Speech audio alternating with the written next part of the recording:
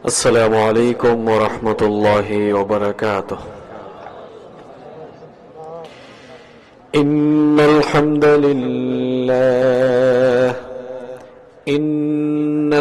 لله الذي بنعمته تتم الصالحات، الذي علم القرآن، خلق الإنسان وكرم وعلمه من البيان ما لم يعلم. فسبحان الذي لا يحصى امتنانه باللسان ولا بالقلم. نستغفره ونتوب إليه، ونشهد أن لا إله إلا الله وحده لا شريك له، ونشهد أن سيدنا وسندنا وحبيبنا وطبيبنا وطبيب أرواحنا محمدا عبد الله ورسوله، أرسله بالحق بشيرا ونذيرا وداعيا إلى الله بإذنه وسراجا وقمرا منيرا. أما بعد، فقد قال الله تعالى في كلامه المجيد وفي فرقانه الحميد: أعوذ بالله من الشيطان الرجيم. بسم الله الرحمن الرحيم. إن الله وملائكته يصلون على النبي يا أيها الذين آمنوا صلوا عليه وسلموا تسليما. اللهم صل على محمد وعلى آل محمد كما صليت على إبراهيم وعلى آل إبراهيم إنك حميد مجيد. اللهم بارك على محمد وعلى آل محمد كما باركت على إبراهيم وعلى آل إبراهيم إنك حميد مجيد. ربي زدني علما، ربي زدني علما. رب اشرح لي صدري ويسر لي أمري واحلل عقدة من لساني يفقه قولي. سبحانك لا علم لنا إلا ما علمتنا إنك أنت العليم الحكيم। صدق الله العظيم। এই ধরনী ওই নীল আসমান, নদীর কলতান, সবাই গাহে নিরবধি তোমার প্রেমের গান তোমার, প্রেমের গান তোমার, প্রেমের গান।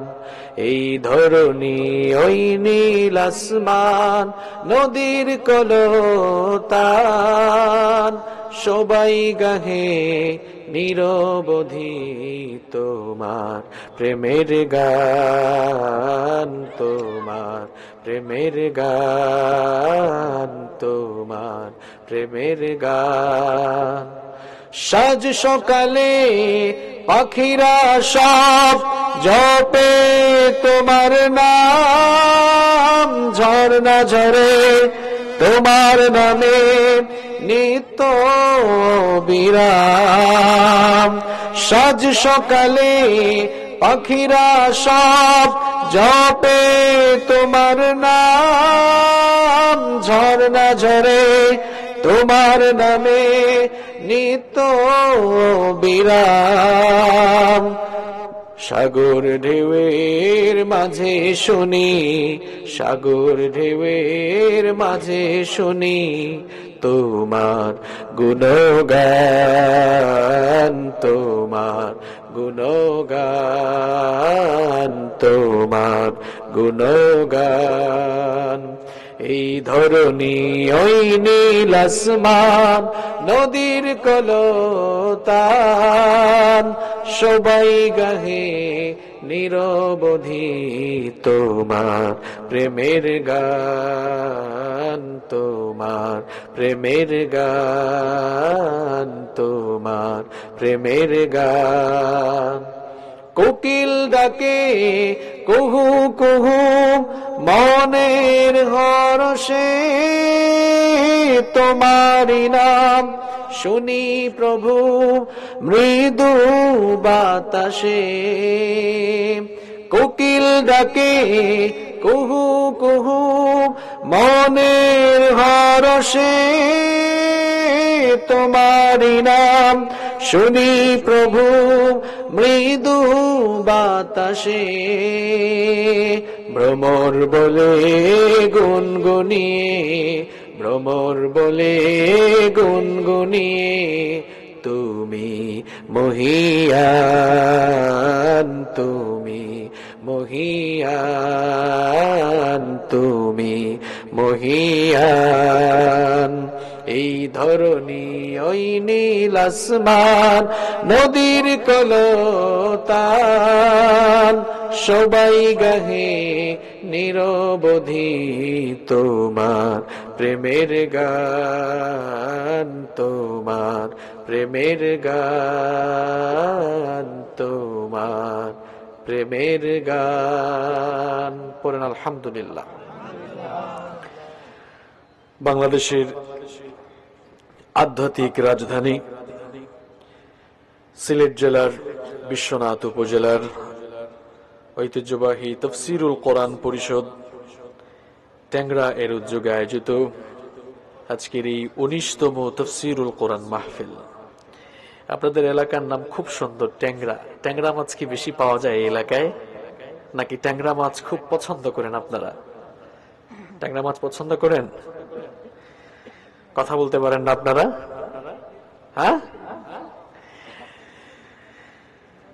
তফসিরুল কোরআন পরিষদ ট্যাংরার উদ্যোগে আয়োজিত আজকের এই 19তম ঐতিহাসিক তফসিরুল কোরআন মাহফিলের মুহতারাম শ্রদ্ধাভাজন সভাপতি, মাহফিলে উপস্থিত সম্মানিত উলামায়ে কেরাম, আমার সামনে বসা অত্র এলাকার পার্শ্ববর্তী এবং দূর দূরান্ত থেকে আগত আল্লাহর দ্বীন প্রেমী, কোরআন প্রেমী, সর্বস্তরের তাওহীদি জনতা, যুগে যুগে আল্লাহর জমিনে আল্লাহর দ্বীনকে প্রতিষ্ঠার জন্য যারা সবচাইতে বেশি অগ্রণী ভূমিকা পালন করেছেন, আমার সম্মানিত যুবক এবং তরুণ ভাইয়েরা, স্কুল, কলেজ, ইউনিভার্সিটি এবং বিভিন্ন মাদ্রাসা পড়ুয়া আমার প্রাণ প্রিয় মেধাবী ছাত্র ভাইয়েরা, মহিলা প্যান্ডেল থেকে এবং ঘরে বসে যারা শুনছেন, শ্রদ্ধেয়া সম্মানিতা মা এবং বোনেরা, উপস্থিত মিডিয়ার প্রাণ প্রিয় কর্মী ভাইয়েরা, প্রাণ প্রিয় ট্যাংরা তথা বিশ্বনাথবাসী, আপনারা সবাই কেমন আছেন? সবাই ভালো আছেন তো? আলহামদুলিল্লাহ। যারা আলহামদুলিল্লাহ বলতে পারলেন না, আপনাদের মুখে কি ঠাডা পড়ছে? হ্যাঁ, আপনারা তো লন্ডনী এলাকার মানুষ, আপনাদের এলাকার বহু মানুষ লন্ডনে থাকেন। আপনারা কত ভালো আছেন, তারপরেও আপনাদের মুখ দিয়ে আলহামদুলিল্লাহ বের হয় না। আপনারা তো সবাই জানেন কোভিড-19 করোনা ভাইরাস, এই মহামারী, এই মহাগজব পৃথিবীকে বিপর্যস্ত করে ফেলেছে। পৃথিবীর বহু দেশ অত্যন্ত বিপর্যয় মূলক অবস্থা সেই দেশগুলোতে বিরাজ করছে। আর ঠিক সেই মুহূর্তে আল্লাহ তাআলা আমাদেরকে এখনো সুস্থতার সাথে বাঁচিয়ে রেখেছেন। এটি তো হচ্ছে এই মুহূর্তে আমাদের প্রতি আল্লাহ সুবহানাহু ওয়া তাআলার সবচাইতে বড় দয়া। অসুস্থ না হলে সুস্থতা যে কত বড় নিয়ামত তা বোঝা যায় না। এই যে আজকে যার ঘরে খাওয়া দাওয়া করলাম, ওই ভাইটার নাম কি? আবু বকর ভাই। ওনার ফুফা লন্ডন থেকে ফোন করেছেন। তো আমার সাথে তিনি যখন কথা বলছেন, আবেগকে কন্ট্রোল করতে না পেরে এক পর্যায়ে তিনি হাউমাউ করে কেঁদে ফেললেন। তিনি বললেন, হুজুর, এখানে দাফন করার জন্য লাশ নিয়ে কয়েকদিন অপেক্ষা করতে হচ্ছে, দোয়া করবেন আল্লাহ যেন আমাদেরকে সুস্থ রাখে। তো লন্ডন, আমেরিকাতে তো আমাদেরও অনেক রিলেটিভ আছে, আত্মীয় স্বজন আছে। আমরা প্রত্যেকটি মুহূর্তে খবর পাই তারা কি সংকটাপন্ন এবং বিপর্যস্ত পরিবেশে তারা সময় কাটাচ্ছেন, অত্যন্ত আতঙ্কিত অবস্থায় তারা রয়েছেন। সম্মানিত ভাইয়েরা, এই করোনা ভাইরাস পৃথিবীর মানুষকে দুটো জিনিস দেখিয়েছে। বুঝে থাকলে একটু পুরুষ মানুষের মতো জবাব দিয়ে বলেন, এই করোনা ভাইরাস পৃথিবীর মানুষকে কয়টা জিনিস দেখিয়েছে? এখনো পুরুষ মানুষের মতো আওয়াজ হয় নাই। কয়টা? দুইটা। নাম্বার 1, এক নাম্বার হচ্ছে কুদরত, নাম্বার 2, দুই নাম্বার হচ্ছে রহমত। কুদরত এবং রহমত দুটোই তো আরবিক ওয়ার্ড, আরবি শব্দ। আমরা যদি এর বাংলা অর্থ করি তাহলে সহজ বাংলা হবে, কুদরত মানে শক্তি বা শক্তিমত্তা, আর রহমত মানে হচ্ছে দয়া। করোনা ভাইরাস পৃথিবীর মানুষকে আল্লাহ তাআলার কুদরত যেমন দেখিয়েছে, ঠিক তেমনি ভাবে এই করোনা ভাইরাস পৃথিবীর মানুষকে আল্লাহ তাআলার রহমতও দেখিয়েছে। কিভাবে আল্লাহ তাআলার কুদরত দেখালো আর রহমত দেখালো একটু এক্সপ্লেইন করে দিই, ব্যাখ্যা করে দিই, তাহলে বুঝতে আপনাদের সুবিধা হবে। দেখেন, এই পৃথিবীতে বর্তমানে যারা নিজেদেরকে জ্ঞান, বিজ্ঞান, উন্নয়ন, অগ্রগতি, চিকিৎসা, সামরিক শক্তি, সকল দিক থেকে নিজেদেরকে যারা সমৃদ্ধশালী, শক্তিধর মনে করে, করোনা ভাইরাস আসার পরে দেখা গেল সেই শক্তিধর রাষ্ট্রগুলো অসহায়ের মতো মাথা নত করে দিতে তারা বাধ্য হয়েছে। আল্লাহ তাআলার পাঠানো একটি অদৃশ্য গজবের কাছে সবাই আজ অসহায় হয়ে গিয়েছে। প্রমাণ হয়েছে আল্লাহ তাআলার কুদরতের কাছে সবার শক্তি অত্যন্ত তুচ্ছ এবং নগণ্য। করোনা ভাইরাসের কারণে পৃথিবীর মানুষ আল্লাহর কুদরত যেমন দেখেছে, আল্লাহ তাআলার রহমতও তেমন দেখেছে। দেখেন, United state of America, United kingdom, Russia, Italy, France, এই দেশগুলো বাংলাদেশের চেয়ে উন্নত নাকি অনুন্নত? মাতবাস হবে, উন্নত না অনুন্নত? উন্নত। এরা জ্ঞান, বিজ্ঞান, তথ্য প্রযুক্তি, চিকিৎসা, সামরিক শক্তি সব দিক থেকে বলা যায় পৃথিবীর সুপার পাওয়ার। কিন্তু এই করোনা ভাইরাস আসার পরে দেখেছেন অবস্থা, সব দুর্বল হয়ে গেল। সেই দেশগুলো বিপর্যস্ত হয়ে যাচ্ছে। প্রমাণ হয়েছে তোমাদের যত শক্তি থাকুক না কেন, আল্লাহর কুদরতের কাছে তা অত্যন্ত তুচ্ছ এবং নগণ্য। করোনা ভাইরাস পৃথিবীর মানুষকে আল্লাহর কুদরত দেখিয়েছে, ঠিক তেমনি ভাবে এই করোনা ভাইরাস পৃথিবীর মানুষকে আল্লাহর রহমত দেখিয়েছে। রহমতটা কি করে দেখেছেন আপনারা তো চিন্তা ভাবনা করেন না। দেখেন, WHO, ওয়ার্ল্ড হেলথ অর্গানাইজেশন, বিশ্ব স্বাস্থ্য সংস্থা, এই সংগঠনটির নাম কি আপনারা আজ নতুন শুনেছেন নাকি আরো শুনেছেন? বিশ্ব স্বাস্থ্য সংস্থা করোনা ভাইরাসের প্রাথমিক পর্যায়ে বলেছিল, এই করোনা ভাইরাসে পৃথিবীর যে দেশগুলো সবচেয়ে বেশি ক্ষতিগ্রস্ত হবে তার মধ্যে অন্যতম দেশ হচ্ছে বাংলাদেশ। এর কারণ হিসেবে তারা উল্লেখ করেছিল, বাংলাদেশের মানুষ অত্যন্ত অসচেতন, নোংরা এবং অপরিচ্ছন্ন জীবন যাপন করে। এজন্য তারা বলেছিল যে বাংলাদেশ ক্ষতিগ্রস্ত হওয়ার সম্ভাবনা বেশি, কম করে হলেও বাংলাদেশে প্রায় 10 লক্ষ মানুষের প্রাণহানি ঘটতে পারে, এটি ছিল তাদের প্রেডিকশন। দেখেন, করোনা ভাইরাসের 1 বছর প্রায় চলে গেল, ওরা বলেছিল 10 লক্ষ মানুষ মারা যাবে, কিন্তু আল্লাহ তাআলা এই দেশটাকে তার রহমতের চাদর দিয়ে এমন ভাবে হেফাজত করলেন। ওরা তো বলেছিল 10 লক্ষ, আসলে 10,000 মানুষ এখনো মারা যায় নাই। একটু আলহামদুলিল্লাহ কইতে মন চায় না? ঠিক মারাইতেছেন মিয়া, একটু আলহামদুলিল্লাহ কি মুখ দিয়ে বের হয় না? যাদের চিকিৎসা ব্যবস্থা আমাদের চেয়ে অনেক উন্নত, সেই দেশগুলোতে লাশের পাহাড় জমে আছে, লাশ নিয়ে অপেক্ষা করতে হচ্ছে কখন দাফন করতে পারবো। আর এই দেশের মানুষ, আপনারা কি করোনার চেয়ে শক্তিশালী নাকি? মাঝে মাঝে তো দেখছি আপনারা বলেন, আমরা সোশ্যাল মিডিয়ার কল্যাণে আপনাদের বক্তব্য শুনি, এই দেশে যে কত জাতের মানুষ আছে। এক মহিলা একবার বলে, ফেসবুকে দেখলাম, আমি পান খাই, আমার করোনা হবে না। আরেকজন দেখলাম একেবারে, আমরা তো শুধুমাত্র মাস্ক পরিধান করি, মাস্ক, হ্যান্ড গ্লাভস, এরপরে দেখলাম আবার মাথায় হেলমেটের মতো আরেকটা কি জানি লাগায়, দেখলে মনে হয় নাসা থেকে মহাকাশ বিজ্ঞানী নেমে এসেছে, এমন একটা ভাবসাব। তার আবার বক্তব্য দেয় আমরা করোনার চেয়ে শক্তিশালী। শক্তিশালী ধরলে বুঝবা মিয়া। এই দেশের মানুষ, আমরা কত অপরিচ্ছন্ন থাকি, কত অসচেতন, কিন্তু তারপরেও আমরা এখানে ভালো আছি। এখানে রহমতটা কার? আরো আসতে বলেন, রহমতটা কার? আমি তো প্রায় সময় বলি, করোনা ভাইরাস আমাদের দেশের মানুষদেরকে আর কি আক্রমণ করবে? এই দেশের মানুষই এক একটা ভাইরাস বোমা। যে পরিমাণ ভাইরাস নিয়ে আমরা চলাফেরা করি, ঠিক বলছি না? দেখেন, ওই দেশগুলোতে স্বামী আক্রান্ত হলে স্ত্রী কাছে যায় না, স্ত্রী আক্রান্ত হলে স্বামী কাছে যায় না, মা বাবা আক্রান্ত হলে ছেলে মেয়েরা কাছে আসে না, ছেলে মেয়েরা আক্রান্ত হলে মা বাবা কাছে আসে না, মারা গেলে কেউ কাছেও যায় না। আর আমাদের দেশের চিত্র তার ঠিক উল্টা। দেখা যায় করোনায় আক্রান্ত হয়ে মারা গেল যেই রোগী, যেই লোকটা, তার জানাজা দেওয়ার জন্য লক্ষ লক্ষ মানুষ জানাজায় গিয়েছে, কিন্তু একটা লোকও করোনায় আক্রান্ত হয় নাই। আল্লাহু আকবার।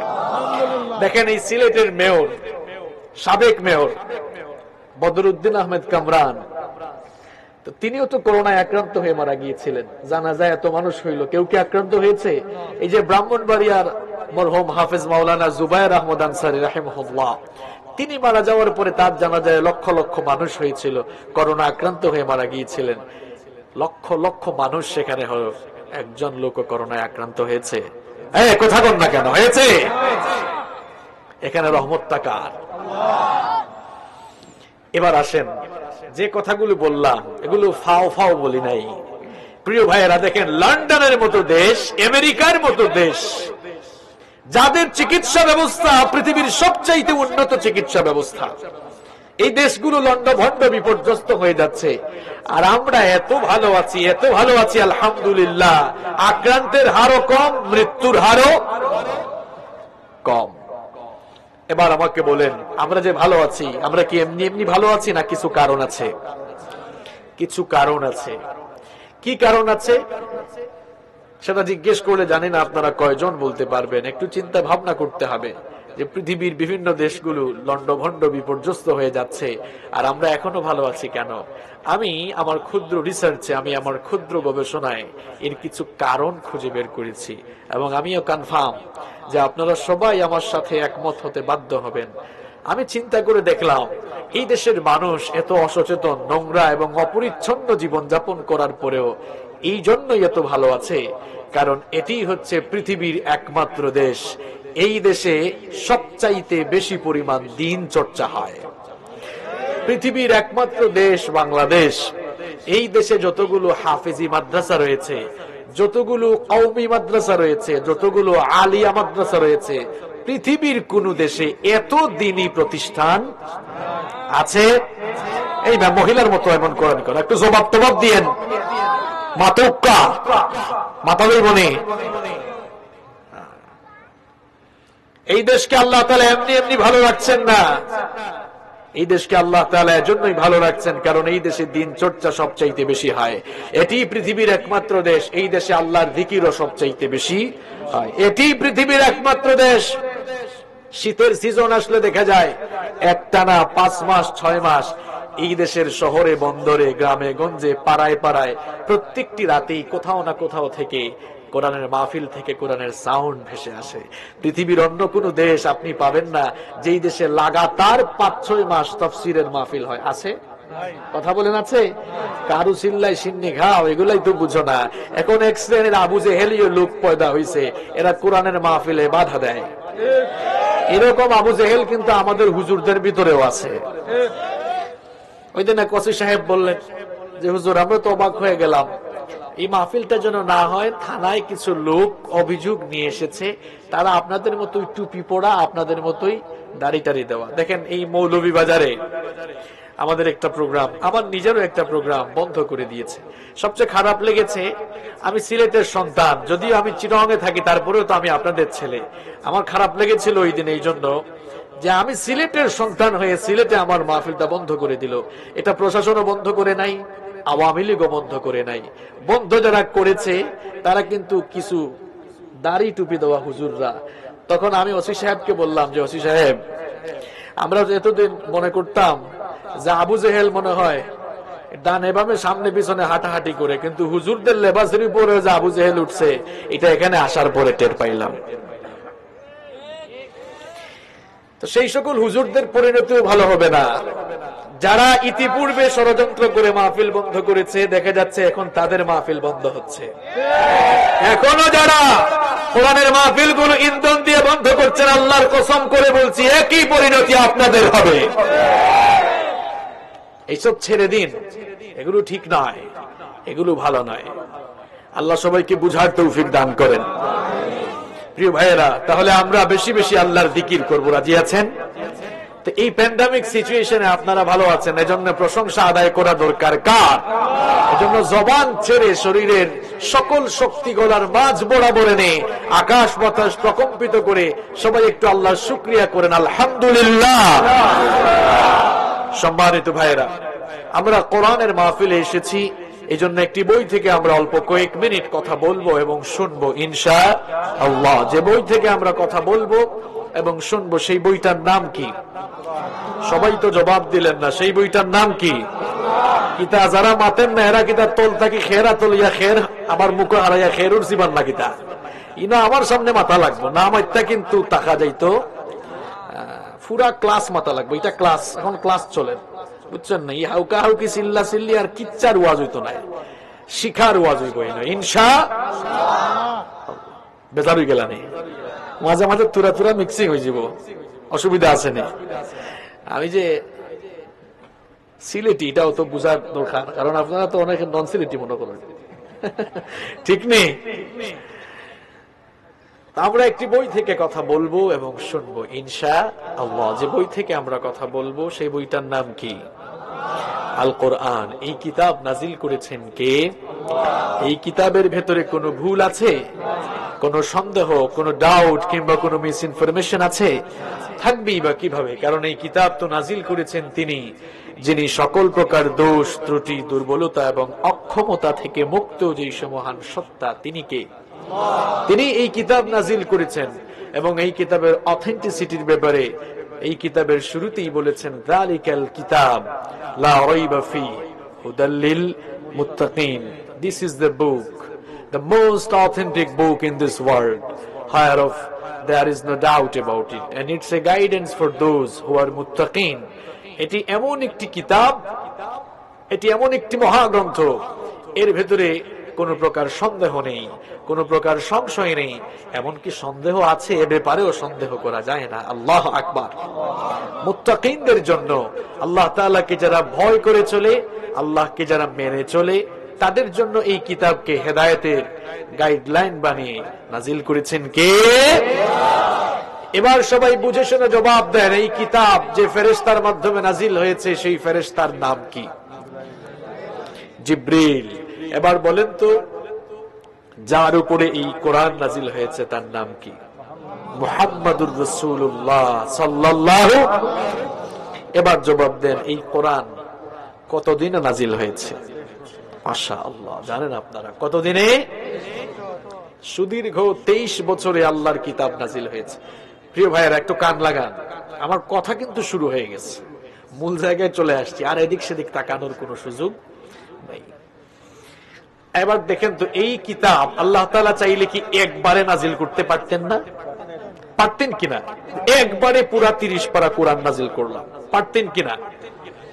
কিন্তু একেবারে এই কোরআন নাজিল হলো না, অল্প অল্প করে, যখন যতটুকু দরকার তখন ততটুকু আল্লাহ তাআলা অবস্থার পরিপ্রেক্ষিতে আল্লাহ রাসূল সাল্লাল্লাহু আলাইহি ওয়াসাল্লামের নবুয়তি জিন্দেগীর সুদীর্ঘ 23 বছরে এই কিতাব নাজিল করলেন কে? আর যেই দিন থেকে রাসূল করিম সাল্লাল্লাহু আলাইহি ওয়াসাল্লামের উপরে এই কিতাব নাজিল হওয়া শুরু হলো, তখন রাসূল করিম সাল্লাল্লাহু আলাইহি ওয়াসাল্লামের বয়স কত বছর ছিল? সবাই বলেন কত বছর?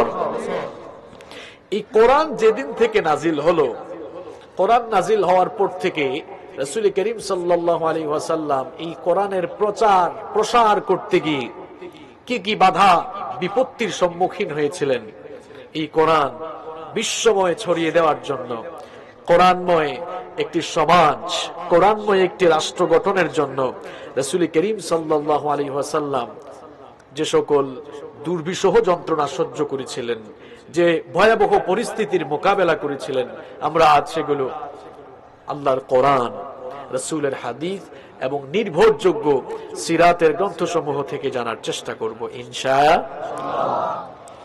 40 বছর বয়সে বিশ্বনবী সাল্লাল্লাহু আলাইহি ওয়াসাল্লামের কাছে যখন হেরা গুহায় সাইয়েদনা জিবরিল নিয়ে আগমন করলেন, বিশ্বনবী সাল্লাল্লাহু আলাইহি ওয়াসাল্লামের কাছে যখন ওহী নাজিল হওয়া শুরু হয়ে গেল, সেই দিন থেকে বিশ্বনবী সাল্লাল্লাহু আলাইহি ওয়াসাল্লাম মক্কার কাফেরদের, সেই দিন থেকে বিশ্বনবী মক্কার কাফের মুশরিকদের কাছে অত্যন্ত খারাপ মানুষ হিসেবে পরিগণিত হয়ে গেলেন। কোরআন নাজিল হওয়ার আগ পর্যন্ত মক্কার কাফের মুশরিকরা বিশ্বনবী সাল্লাল্লাহু আলাইহি ওয়াসাল্লামকে অত্যন্ত ভালোবাসতো, অত্যন্ত পছন্দ করত, ভালোবাসতো, মহব্বত করত। বিশ্বনবী সাল্লাল্লাহু আলাইহি ওয়াসাল্লামের চারিত্রিক মুগ্ধতা, চারিত্রিক মাধুর্যতায় মুগ্ধ হয়ে বিশ্বনবী সাল্লাল্লাহু আলাইহি ওয়াসাল্লামকে তারা আল আমিন উপাধি দিয়েছিল। আল্লাহর নবীকে তারা এতটা আমানতদার মনে করত, এতটা বিশ্বস্ত মনে করত, তারা তাদের ধন সম্পদ এনে বিশ্বনবী সাল্লাল্লাহু আলাইহি ওয়াসাল্লামের কাছে আমানত রাখত, গচ্ছিত রাখত।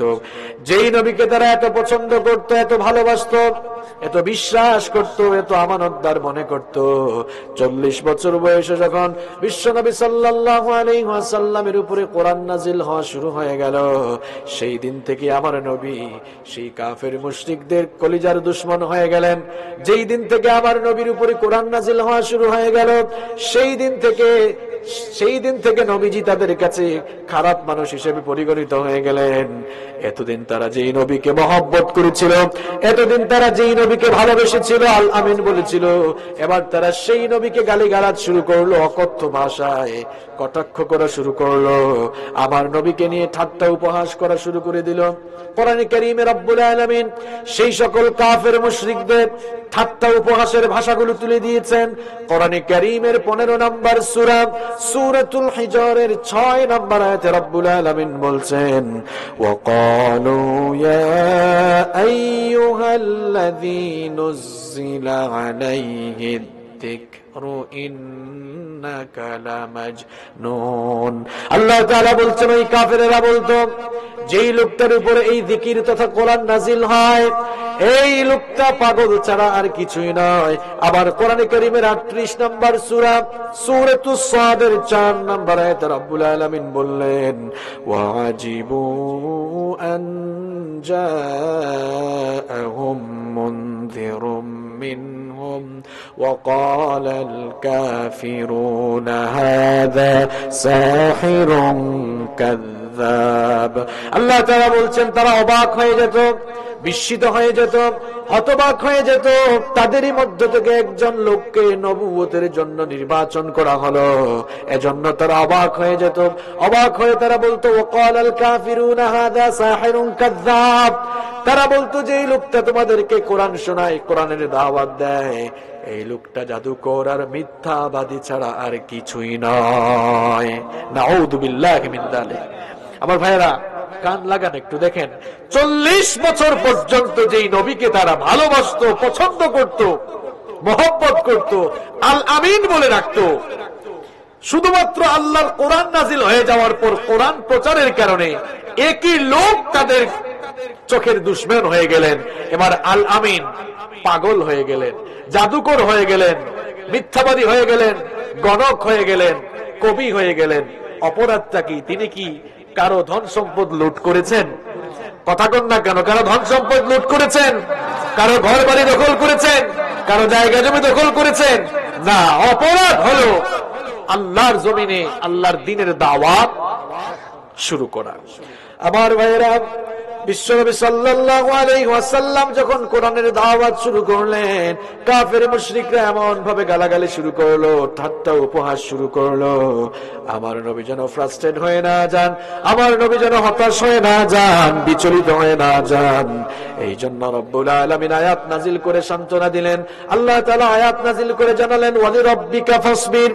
ওগো আমার নবী, আল্লাহর দ্বীনের পথে অবিচল থাকতে হলে, কোরআনের দাওয়াত বিশ্বময় ছড়িয়ে দিতে হলে এই রাস্তায় সবর করার দরকার আছে না নাই?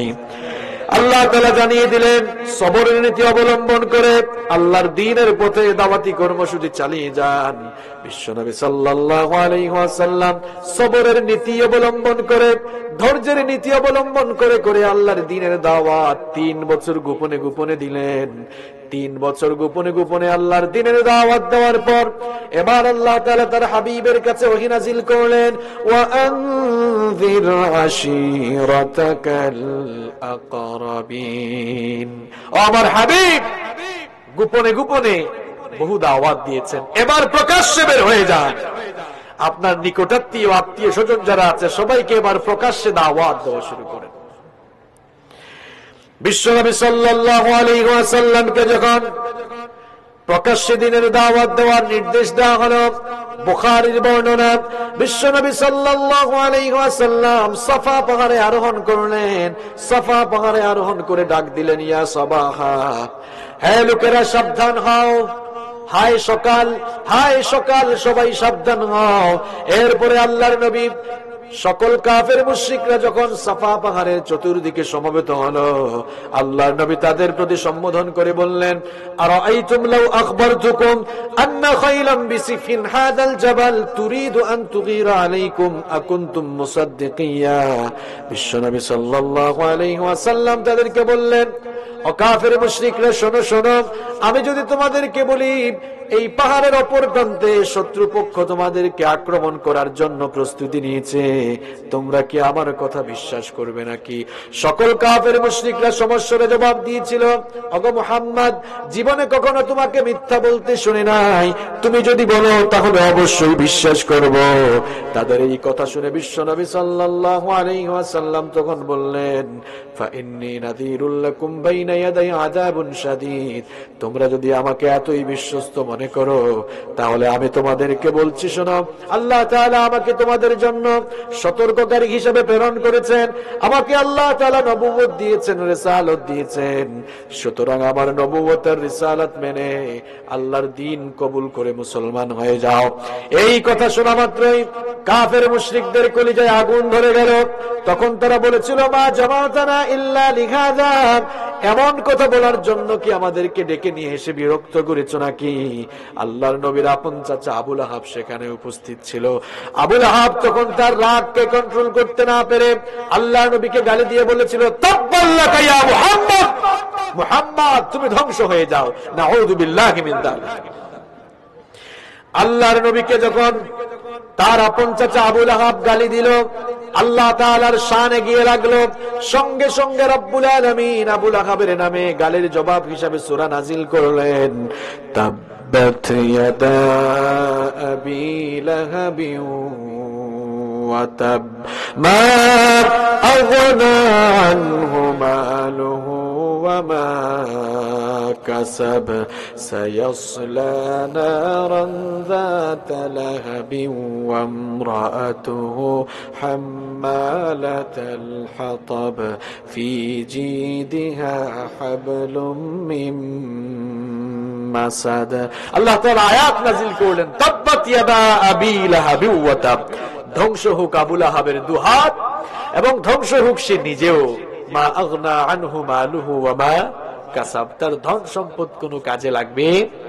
সায়াসলা নারান যাতা লাহাবি ওয়া ইমরাআতুহু, সে এবং তার স্ত্রী অচিরেই লেলিহান অগ্নিশিখার ভেতরে প্রবেশ করবে, কারণ তার স্ত্রী ছিল হাম্মালাতাল হাতাব, পেছনে পেছনে মানুষকে কি করতো, লাগিয়ে দিত।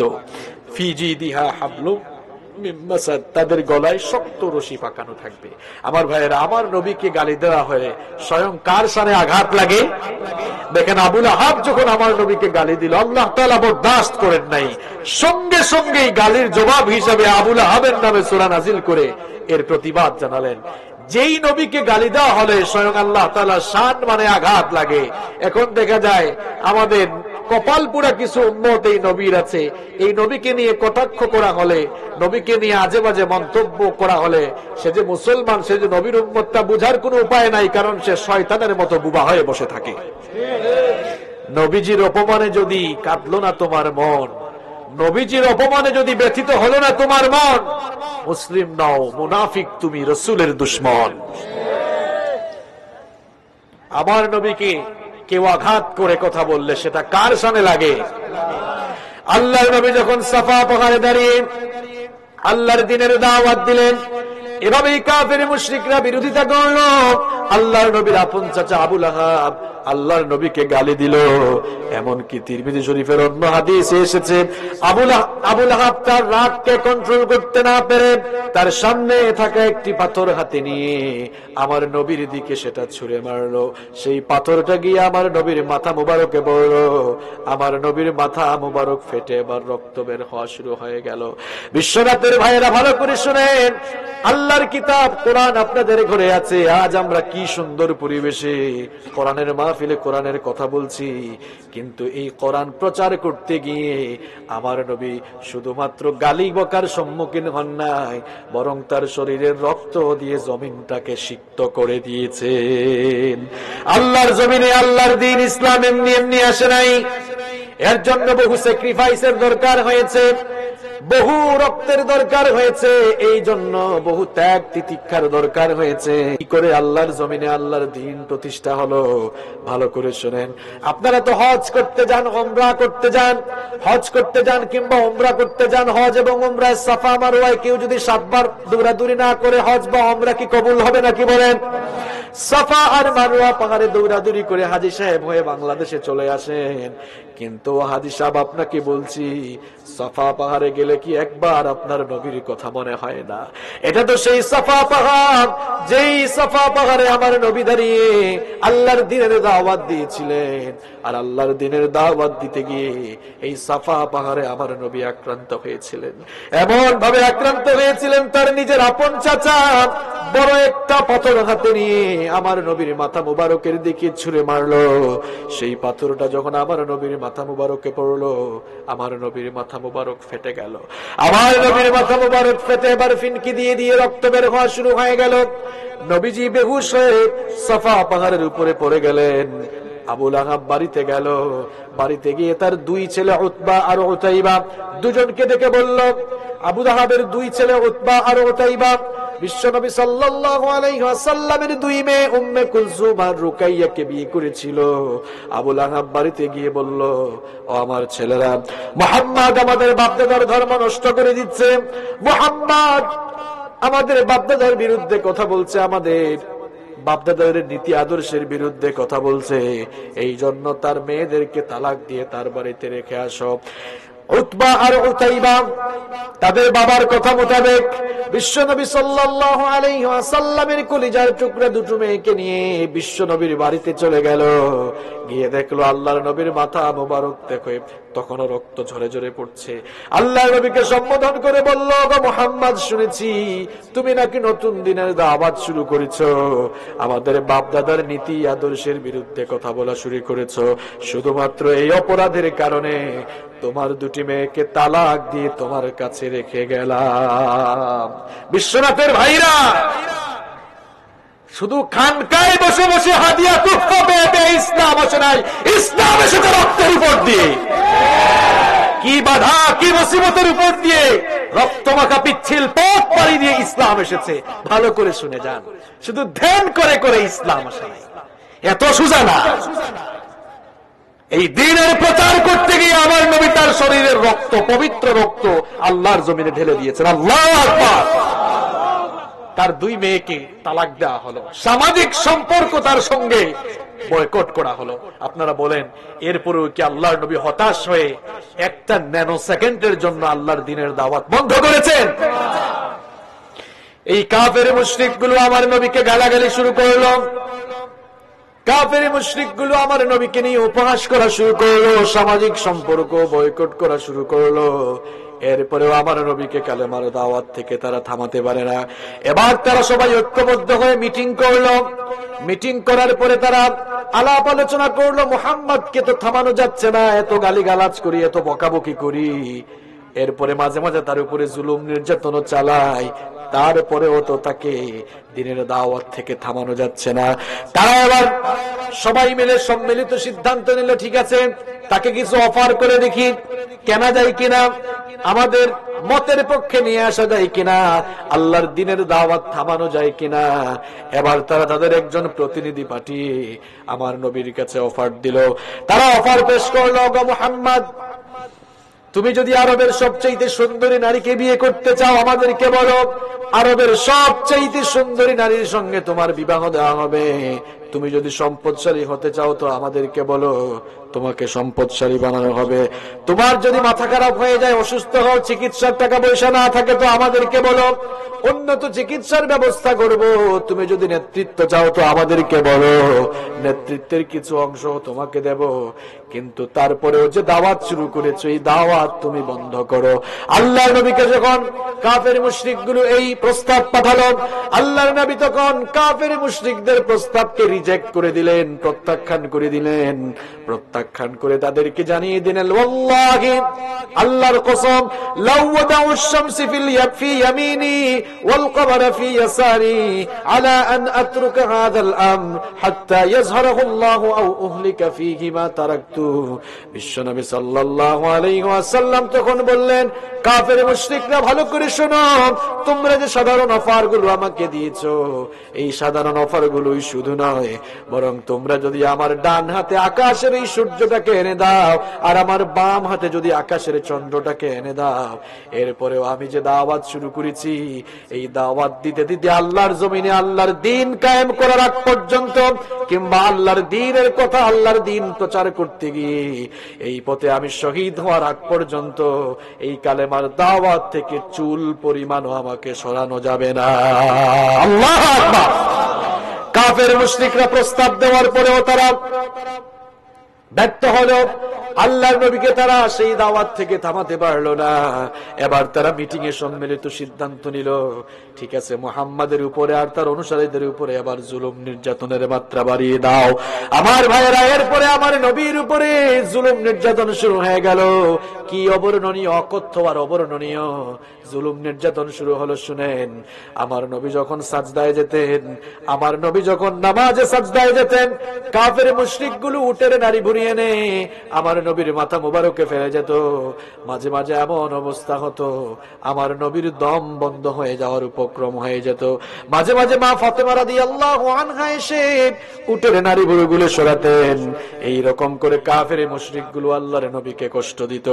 বুখারীর বর্ণনায় একটি হাদিস এসেছে, আল্লাহর নবী সাল্লাল্লাহু আলাইহি ওয়াসাল্লাম কাবার চত্বরে সালাত আদায় করছেন।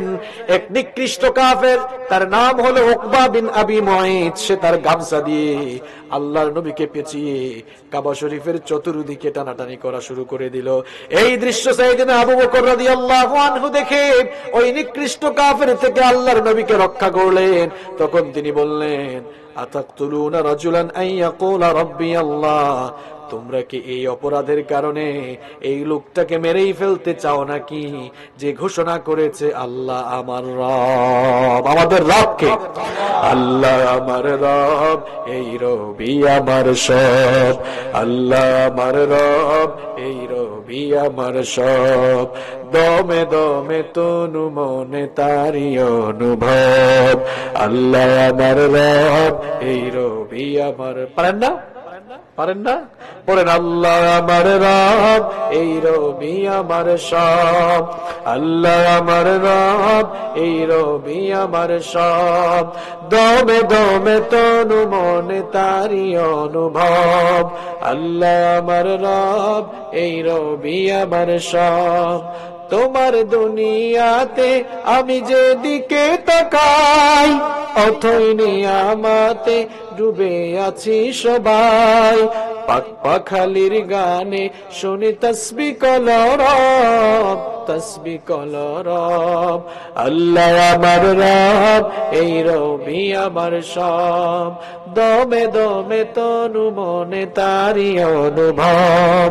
আল্লাহ আমার রব, এই রবি আমার সব। আবু বকর রাদিয়াল্লাহু আনহু বললেন, আতাকতুলুনা রাজুলান আইয়াকুলা রাব্বি আল্লাহ। তোমরা কি অপরাধের কারণে এই লোকটাকে মেরেই ফেলতে চাও নাকি, যে এই লোকটা ঘোষণা করেছে আল্লাহ আমার। এইভাবে করে আমার নবীর উপরে অবর্ণনীয় জুলুম নির্যাতন শুরু হলো। আমার নবী যখন তায়েফে গেলেন, তায়েফের ময়দানে তিনি একদিন আর 2 দিন নয়, একটানা 10 দিন অবস্থান করে তায়েফের কাফের মুশরিকদেরকে দাওয়াত দিলেন। খেয়ে না খেয়ে তিনি একটানা 10 দিন অবস্থান করে তায়েফের কাফের মুশরিকদেরকে দাওয়াত দিলেন। একটা কাফের মুশরিকও ইসলাম কবুল করলো না। আল্লাহর নবী তখন বললেন, 10 দিন একটানা অবস্থান করে তোমাদেরকে দাওয়াত দিলাম, কেউ তো দাওয়াত কবুল করলো না। আমি যে মক্কা থেকে তায়েফে এসেছিলাম, এই খবরটা অন্তত মক্কায় দিও না। এই নিকৃষ্ট কাফেরগুলো খবর তো মক্কায় পাঠিয়ে দিলই, তার পাশাপাশি তায়েফের উশৃঙ্খল যুবকদেরকে একত্রিত করে আল্লাহর নবীর পেছনে লেলিয়ে দিল। বিশ্ব নবী যখন তায়েফ থেকে বিদায় নিচ্ছিলেন, তারা তায়েফের 2 দিকের পাহাড়ে দাঁড়িয়ে আমার নবীর উপরে পাথর বৃষ্টি শুরু করলো। আমার নবী পাথর বৃষ্টি সহ্য করতে না পেরে বেহুশ হয়ে তায়েফের ময়দানে তিনি পড়ে গেলেন। ওই নির্দয় কাফেরগুলো আবার উঠিয়ে আমার নবীর উপরে নির্দয়ভাবে তারা পাথর বৃষ্টি মারা শুরু করলো। খেয়ে না খেয়ে দিন প্রচারের কাজে নিজেকে দিয়েছ বিলিয়ে, তায়েফের কাফিরেরা চিনল না আলো, দুষ্ট ছেলেদের পিছু দিল লেলিয়ে। পাথরের আঘাতে ক্ষত বিক্ষত হয়ে সারা শরীর থেকে রক্ত ঝরে। হে রাসূল, তোমাকে ভুলি আমি কেমন করে। হে রাসূল, তোমাকে ভুলি আমি কেমন করে। হে রাসূল, তোমাকে ভুলি আমি কেমন করে। আমার ভাইরা, তায়েফের ময়দানে ওই নিকৃষ্ট কাফেরগুলো আমার নবীকে এভাবে রক্তাক্ত করলো। আমার নবী এভাবেই দ্বীনের প্রচার করতে গিয়ে, আল্লাহর কোরআন প্রচার করতে গিয়ে এভাবেই জুলুম নির্যাতন বাধা মুসিবত এর মোকাবেলা করেছেন। শুধু আল্লাহর নবী নয়, তার কম্পানিয়ন যারা ছিলেন, তার সাহাবী যারা ছিলেন, সাথী যারা ছিলেন, তারাও ঈমানের রক্তমাখা পিচ্ছিল পথে তারাও অবিচল থেকে এরপরে তারা জান্নাতের তালাশ করেছেন। আমরা তো ঈমান এনেছি, ফ্রি ঈমান এনেছি। আমরা ঈমানের জন্য কোনো বিনিময় আপনারা দেন নাই। সাহাবীরা আমাদের মতো ফ্রি ঈমানদার ছিলেন না। আপনারা ঈমান এনেছেন আপনারা উত্তরাধিকার সূত্রে মুসলমানিত্ব দাবি করেন, আর সাহাবীরা ঈমানের বিনিময় দিয়ে এরপরে তারা জান্নাতের টিকিট কিনেছেন। সাহাবীরা আমাদের মতো ফ্রি ঈমান পান নাই। ঈমানের ঘোষণা দেওয়ার সঙ্গে সঙ্গেই জুলুম নির্যাতনের সম্মুখীন হয়ে গিয়েছেন। সাইয়েদনা বেলাল রাদিয়াল্লাহু আনহু উমাইয়া বিন খালফের গোলাম ছিলেন। যখন তিনি ইসলাম কবুল করলেন, তার খাওয়া দাওয়া বন্ধ করে দেওয়া হলো। খাওয়া দাওয়া বন্ধ করে দেওয়ার পরও যখন তাকে দিয়ে ইসলাম ছাড়ানো যায় না, এবার তাকে মরুভূমির অগ্নিতপ্ত বালির উপরে চিৎ করে শুইয়ে দিয়ে বুকের উপরে পাথর চাপা দিয়ে তারা রেখে দিত। এরপরেও বেলালকে দিয়ে ইসলাম ছাড়ানো যায় না। এবার তারা উটের রশি দিয়ে বেঁধে উশৃঙ্খল বালকদেরকে দিয়ে মক্কার চতুর্দিকে বেলালকে টানা হেঁচড়া করেছে। এরপরেও বেলালকে দিয়ে ইসলাম ছাড়াতে পারে না। বেলালের উপরে যতই তারা নির্যাতন চালায়, নিপীড়ন চালায়, আর বেলালকে তারা যতই বলে এখনো যদি বাঁচতে চাও, যদি জান বাঁচাতে চাও, তাহলে মুহাম্মাদের দ্বীন ছেড়ে দাও। যখনই এই কথা বলা হয়, বেলাল তখন ঘোষণা দেয় এই বেলাল জীবন দিয়ে দিবে, তারপরেও ঈমান দিবে না। আল্লাহু আকবার। শুধু বেলাল নয়, ইয়াসিরের পরিবার কত মজলুম পরিবার ছিল দেখেন। ইয়াসিরের স্ত্রীর নাম ছিল সুমাইয়া রাদিয়াল্লাহু আনহা, তার ছেলে আম্মার। এই 3 সদস্যের ফ্যামিলি কত মজলুম পরিবার ছিল। আবু জাহাল 3 জনকে ধরে চাবক পিটা আরম্ভ করলো, তাদেরকে দিন ছাড়াবার জন্য বহু চেষ্টা করলো, তারপরেও সফল হলো না। তাদের জন্য জমিনে গর্ত খনন করে সেই গর্তের ভেতরে কোমর কিংবা গলা পর্যন্ত দাবিয়ে তাদেরকে চাবক পিটা করত। এরপরেও তাদেরকে দিয়ে ইসলাম ছাড়াতে পারে না। আবু জাহাল সুমাইয়া রাদিয়াল্লাহু আনহার কাছে এসে বলল, সুমাইয়া এখনো সময় আছে, মুহাম্মাদের দ্বীন ছেড়ে দে, লাত মানাত উজ্জাকে তোর রব হিসাবে কবুল করে নে। এই কথা শোনা মাত্রই আল্লাহর বান্দি সুমাইয়া রাদিয়াল্লাহু আনহা বললেন, আবু জাহাল ভালো করে শুনে রাখ, আল্লাহর বান্দি সুমাইয়া জীবন দিয়ে দিলেও ঈমান দিবে না। আবু জাহাল ক্ষিপ্ত হয়ে একটা বর্শা হাতে নিয়ে সুমাইয়া রাদিয়াল্লাহু আনহা লজ্জাস্থানে আঘাত করে নির্মমভাবে তাকে শহীদ করে দেওয়া হলো। আম্মারের উপরে অবর্ণনীয় জুলুম নির্যাতন করা হয়েছে, জ্বলন্ত কয়লার উপরে তাকে রেখে দেওয়া হয়েছে। আমার ভাইয়েরা, আজ তো আমরা সামান্য ইমানি পরীক্ষা আসলে আমরা হতাশ হয়ে যাই, ফ্রাস্ট্রেট হয়ে যাই। আমরা তো তাদের উত্তরসূরি যারা জ্বলন্ত কয়লার উপরে দাঁড়িয়ে ইমানের পরীক্ষা দিয়েছে, জীবন দিয়েছে, তারপরেও তারা বাতিলের সামনে মাথা নত করে নাই। ওই দেখে খাব্বাবের উপরে এমন নির্যাতন করা হয়েছে, সাইয়েদনা ওমর ইবনুল খাত্তাব রাদিয়াল্লাহু আনহুর শাসনামলে খাব্বাবকে তিনি একদিন খালে গায়ে দেখে বললেন, ও ভাই খাব্বাব, তোমার কোমরটা এত চিকন কেন, আর তোমার পিঠের মধ্যে এত বড় বড় গর্ত কেন? এত চিকন কোমরওয়ালা মানুষ তো আমি জীবনেও কোনোদিন দেখি নাই। আর মানুষের পিঠে কি এত বড় বড় গর্ত থাকে নাকি? জীবনে তো এমন পিঠও দেখি নাই। খাব্বাব রাদিয়াল্লাহু আনহু তখন বললেন, ও ভাই ওমর, আপনি কি ভুলে গেলেন নাকি সেই দিনগুলোর কথা?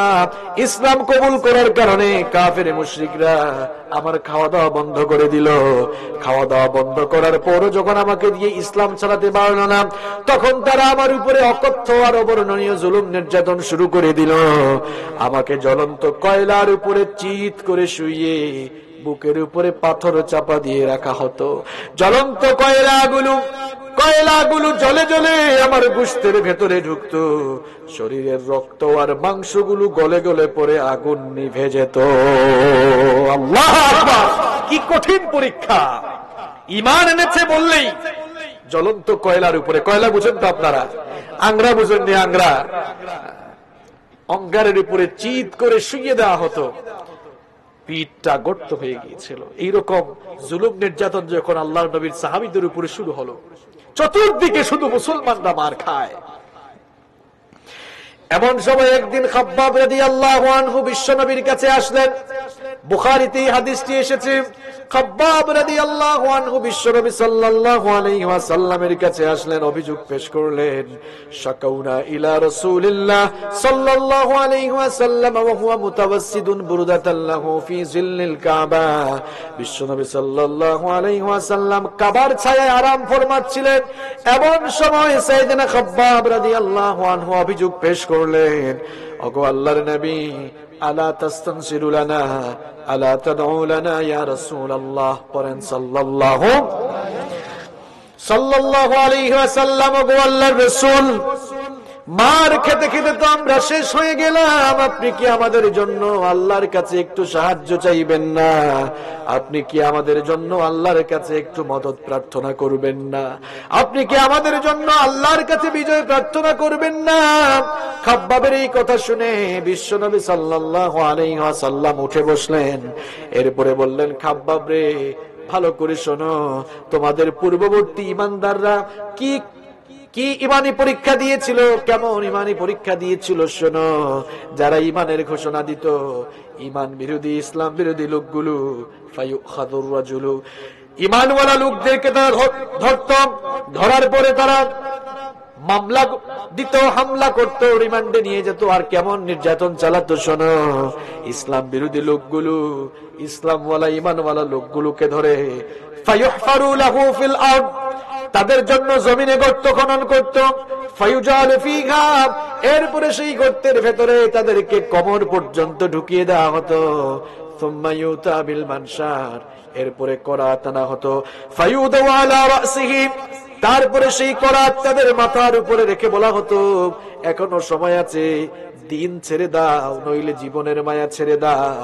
ওই লোকগুলোকে, ইমানওয়ালা লোকগুলোকে ইমান বিরোধীরা, দিন বিরোধীরা গর্ত খনন করে কোমর পর্যন্ত সেই গর্তের ভেতরে ঢুকিয়ে দেওয়ার পর মাথার উপরে করাত রেখে তারা যখন বলতো হয় জীবনের মায়া ছাড়ো নতুবা ইমান ছাড়ো, সেই লোকগুলো তখন বলতো জীবনের মায়া ছাড়লেও আমরা ইমান ছাড়বো না। আল্লাহু আকবার। ফায়ুদাউ আলা রাসিহি ফায়ুজালু নিসফাইন, করাত চালিয়ে জীবিত মানুষগুলোকে দ্বিখণ্ডিত করে ফেলা হতো। এরা জীবন দিয়ে দিয়েছে কিন্তু ইমান দেয় নাই। আল্লাহু আকবার। শুধু তাই নয়, ওয়ায়ুমশাতু বিআমশাতিল হাদিদ, আবার কারো কারো জন্য লোহার চিরুনি আনা হতো।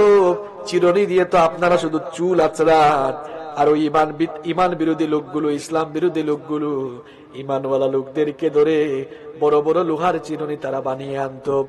এরপরে ওয়ায়ুমশাতু বিআমশাতিল হাদিদ মা দুনা লাহমিহি মিন আসবিন আও আজমিন, লোহার চিরুনি দিয়ে ইমানওয়ালা লোকগুলোর শরীরটাকে আঁচড়িয়ে শরীরের হাড্ডি থেকে মাংসগুলোকে আলাদা করে দিত।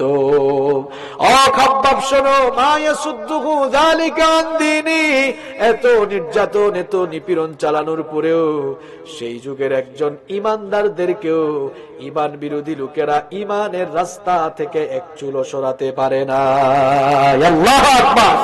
আমরা তো সেই জাতি, আমরা সেই জাতি, আমরা আগুনের স্ফুলিঙ্গ ভেদ করে সাগরের উত্তাল তরঙ্গমালাকে পাড়ি দিয়ে পৃথিবীর দিক দিগন্তে কালেমার পতাকা আমরা উড়িয়েছি। আমরা সেই জাতি, আমরা আমাদের বহু সাথীদের লাশ বদর, উহুদ, খায়বার, খন্দকের চিপায় চাপায় ফেলে এসেছি, এরপরেও আমাদের পথ চলা কেউ থামিয়ে দিতে পারে না। এটাই হচ্ছে আমাদের পূর্বপুরুষদের ইতিহাস। আজ আমরা কেমন জানি ঝিমিয়ে গেলাম, এই জন্য আজ গোটা পৃথিবীতে আমরা অধপতিত জাতি হিসেবে পরিগণিত হয়ে গেলাম। আমার ভাইয়েরা, এইরকম করে আল্লাহর নবী এবং তার সাহাবীরা ইমানের বিনিময় দিয়েছেন। আমরা যেরকম ফ্রি ফ্রি ইমান পেয়েছি, আল্লাহর নবীর সাহাবীরা কিন্তু এরকম ফ্রি ফ্রি ইমান পান নাই, ইমানের বিনিময় দিয়েছেন। ইমানের বিনিময় দিতে গিয়ে নিজের ধন দৌলত আল্লাহর রাস্তায় বিলীন করে দিয়েছেন। ইমানের বিনিময় তারা এত বেশি দিয়েছেন, ইমানের বিনিময় দিতে গিয়ে শুধুমাত্র শরীরের তাজা রক্তই নয়, যখন দরকার হয়েছে জীবনটাকে আল্লাহর রাস্তায় বিলীন করে দিয়েছেন, জানও দিয়েছেন, মালও। আমরা দেখা যায় অনেক অনেক মানুষ আছে কয় হুজুর মিছিল দেওয়ার দরকার হলে দায়িকেন জান দিয়ে দিব কিন্তু মাল, দেখছেন অবস্থা, কয় মাল দিব না। আল্লাহ তাআলা আমাদের দুর্বলতার জায়গা জানেন, এই জন্য রব্বুল আলামিন কোরআনে কারীমে জান দেওয়ার আগে মাল দেওয়ার কথা বলেছেন। ওয়া তুজাহিদুনা ফি সাবিলিল্লাহি বিআমওয়ালিকুম আগে না বিআনফুসিকুম আগে? বিআমওয়ালিকুম ওয়া আনফুসিকুম, ধন সম্পদের মায়া ছেড়ে আল্লাহর রাস্তায় আগে ছাড়ো। এরপরে আল্লাহ তাআলা বলছেন আগে মাল দাও, এরপরে জান দিও। আগে কি দিতে হবে? এই জন্য আল্লাহর নবীর সাহাবীরা রক্ত দেওয়ার আগে, জীবন দেওয়ার আগে নিজেদের ধন দৌলত আল্লাহর দ্বীনের জন্য বিলীন করে দিয়েছেন। তাবুকের যুদ্ধের কাহিনী তো আপনারা জানেন, সেটা আর বলছি না। আবু বকরের দান সৎকার কথা আপনারা জানেন। দেখেন আরেকটা সুন্দর কাহিনী আপনাদেরকে শোনাই। মদিনায় একজন ইয়েতিম ছেলের বাগানের পাশে আবু লুবাবা নামক একজন সাহাবীর খেজুরের বাগান ছিল। মদিনায় একজন ইয়েতিম ছেলের বাগানের পাশে আবু লুবাবা নামক একজন সাহাবীর খেজুরের বাগান ছিল। দুইজনের খেজুর বাগানের মাঝখান দিয়ে যখন প্রাচীর নির্মাণ করা হলো, দেখা গেল ওই ইয়েতিম ছেলের অংশে খেজুরের একটা গাছ পড়ে গেল। আবুল বাবার খেজুরের একটা গাছ ইয়েতিম ছেলের অংশে পড়ে গেল। ইয়েতিম ছেলে তখন বলল, ওগো আবুল বাবা, আপনার একটা গাছ আমার অংশে পড়ে গিয়েছে, সুতরাং এই গাছটা আমার কাছে বিক্রি করে দেন অথবা আমাকে দান করে দেন। আবু লুবাবা রাদিয়াল্লাহু আনহু তখন বললেন, তোমাকে আমি এই গাছটা গিফট করব না, হাদিয়া দিব না, দান করব না, আবার তোমার কাছে বিক্রিও করব না। আবার ঝামেলা আছে না নাই? কথা কোন না কেন, ঝামেলা আছে না নাই? দুইজনে মিলে আবার বিশ্বনবীর দরবারে গেলেন। বিশ্বনবী সাল্লাল্লাহু আলাইহি ওয়াসাল্লাম শোনার পরে বললেন, ওগো আবু লুবাবা, যেহেতু তোমার একটা গাছ তোমার ইয়েতিম ভাইয়ের বাগানের অংশে পড়ে গিয়েছে, সুতরাং গাছটা তুমি ছেড়ে দাও, তাকে দান করে দাও, অথবা তার কাছে নগদ মূল্যে তুমি বিক্রি করে দাও। আবু লুবাবা রাদিয়াল্লাহু আনহু কোনোভাবেই রাজি হলেন না। আল্লাহর নবী তখন বললেন, ওগো আবু লুবাবা, শোনো, তুমি যদি এই গাছটা তোমার ভাইকে দান করে দাও কিংবা বিক্রি করে দাও, আমি নবী কথা দিচ্ছি কাল কিয়ামতের দিন আমি তোমার জন্য জান্নাতে একটি খেজুর গাছের জিম্মাদার হয়ে যাব। আরো আসতে বলেন সুবহানাল্লাহ। এত বড় অফার, এত বড় অফার পাওয়ার পরে বললেন, ওগো আল্লাহর নবী, না, এই গাছটা আমি তাকে দিব না। পাশেই একজন সাহাবী বসা ছিলেন, তার নাম ছিল আবু দাহদা রাদিয়াল্লাহু আনহু। আবু দাহদা রাদিয়াল্লাহু আনহু এই কথা শোনার পর আল্লাহর নবীকে বললেন, ওগো আল্লাহর নবী, আমি যে কোনো ভাবে আবু লুবাবার কাছ থেকে গাছটা এনে আমি যদি আমার এতিম ভাইকে দিয়ে দেই, তাহলে কি আপনি আমার জন্য জান্নাতে খেজুর গাছের জিম্মাদার হবেন নাকি? বিশ্বনবী বললেন, বালা, অবশ্যই আমি তোমার জন্য জান্নাতের খেজুর গাছের জিম্মাদার হব। আবু লুবাবা রাদিয়াল্লাহু আনহুর কাছে এবার আবু দাহদা রাদিয়াল্লাহু আনহু প্রস্তাব নিয়ে গেলেন, গিয়ে বললেন, আবু লুবাবা, আমাকে তুমি চিনো নাকি? আমি আবু দাহদা, মদিনার সবচাইতে বড় খেজুর বাগানের মালিক হলাম আমি।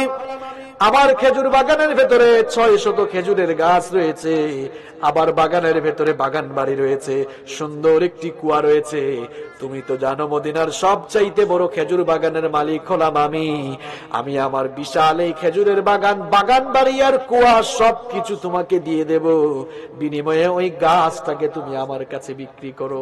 আচ্ছা বলেন তো, এমন প্রস্তাব আপনাকে কেউ দিলে আপনার কাছেই তো মনে হবে লোকটা মনে হয় আপনার সাথে ফান করছে, ঠাট্টা করতেছে, তাই না? আবু লুবাবা রাদিয়াল্লাহু আনহু বললেন, আবু দাহদা, ফাইজলামি করো আমার সাথে না। তুমি মদিনার সবচাইতে বড় খেজুর বাগানের মালিক, 600 খেজুরের গাছ আমাকে দিয়ে দিবা, বাগান বাড়িটাও দিয়ে দিবা, কুয়াও দিয়ে দিবা, একটা গাছের জন্য ফাইজলামি করো? আবু দাহদা রাদিয়াল্লাহু আনহু বললেন, আল্লাহর কসম করে বলছি, এই একটা গাছের বিনিময়ে আমি আমার 600 খেজুর গাছ সম্বলিত খেজুর বাগান, বাগান বাড়ি আর কুয়া আমি তোমাকে ছেড়ে দিতে চাই। আমার সাথে তুমি এই চুক্তিতে যদি রাজি হও তাহলে সব দিয়ে দিব, এই গাছটা বিক্রি করো। তাদের দুইজনের মধ্যে বিক্রি যখন সম্পন্ন হলো, এবার আবু দাহদা রাদিয়াল্লাহু আনহু এই গাছটা এরপরে ওই এতিম ছেলেকে দিয়ে দিলেন। তারপরে বাড়িতে চলে গেলেন। বাড়িতে যাওয়ার পর প্রিয়তমা স্ত্রীকে ডেকে বললেন, প্রিয়তমা স্ত্রী, আমার ছেলে মেয়ে সন্তান সন্ততিদেরকে নিয়ে এক্ষুনি বাড়ি থেকে বের হয়ে যাও, কারণ আমাদের এই বাগান বাড়ি, বাগান আর কুয়া আমি বিক্রি করে দিয়েছি। তার স্ত্রী এই কথা শুনে মনে মনে ভাবলেন, যেহেতু মদিনার সবচাইতে বড় খেজুর বাগান এটি, মনে হয় খুব মোটা অঙ্কে বিক্রি করা হয়েছে। জিজ্ঞেস করলেন, প্রিয়তম স্বামী আমাদের এই বাগান বাড়ি, বাগান আর কুয়া কি পরিমাণ দাম দিয়ে বিক্রি করেছেন? নিশ্চয়ই অনেক মোটা অঙ্কে বিক্রি করেছেন। তার হাজবেন্ড, তার স্বামী তখন বললেন, আবু দাহদা রাদিয়াল্লাহু আনহু বললেন, প্রিয়তমা স্ত্রী, আমার এত বেশি পরিমাণ বিনিময় পেয়েছি, যেই বিনিময় আকাশের নিচে জমিনের উপরে কেউ দিতে পারবে না। তার স্ত্রী জানতে চাইলেন, কি এমন বিনিময় পেয়েছেন? আবু দাহদা রাদিয়াল্লাহু আনহু তখন বললেন, আমি জান্নাতে একটা খেজুর গাছ পাবার আশায় দুনিয়ার আমার বিশাল এই খেজুর বাগান, বাগান বাড়ি আর কুয়া আল্লাহর দ্বীনের জন্য বিক্রি করে দিয়েছি। এই হচ্ছে আল্লাহ নবীর সাহাবীদের ত্যাগ তিতিক্ষার নমুনা। আর আপনার পকেট থেকে 500 টাকাও আল্লাহর দ্বীনের জন্য বের হয় না। আপনিও ঈমান এনেছেন, সাহাবীরাও ঈমান এনেছেন, ঈমানের জন্য ঘর বাড়ি ছেড়ে দিয়েছেন, সহায় সম্পদ আল্লাহর দ্বীনের জন্য বিলীন করে দিয়েছেন। এই জন্যই বলেছিলাম, আল্লাহর নবীর সাহাবীরা ফ্রি ঈমান পান নাই, ঈমানের জন্য বিনিময় দিয়েছেন। ঈমানের জন্য বিনিময় দিতে গিয়ে তাদের ধন সম্পদ গুলো আল্লাহর রাস্তায় বিলীন করে দিয়েছেন।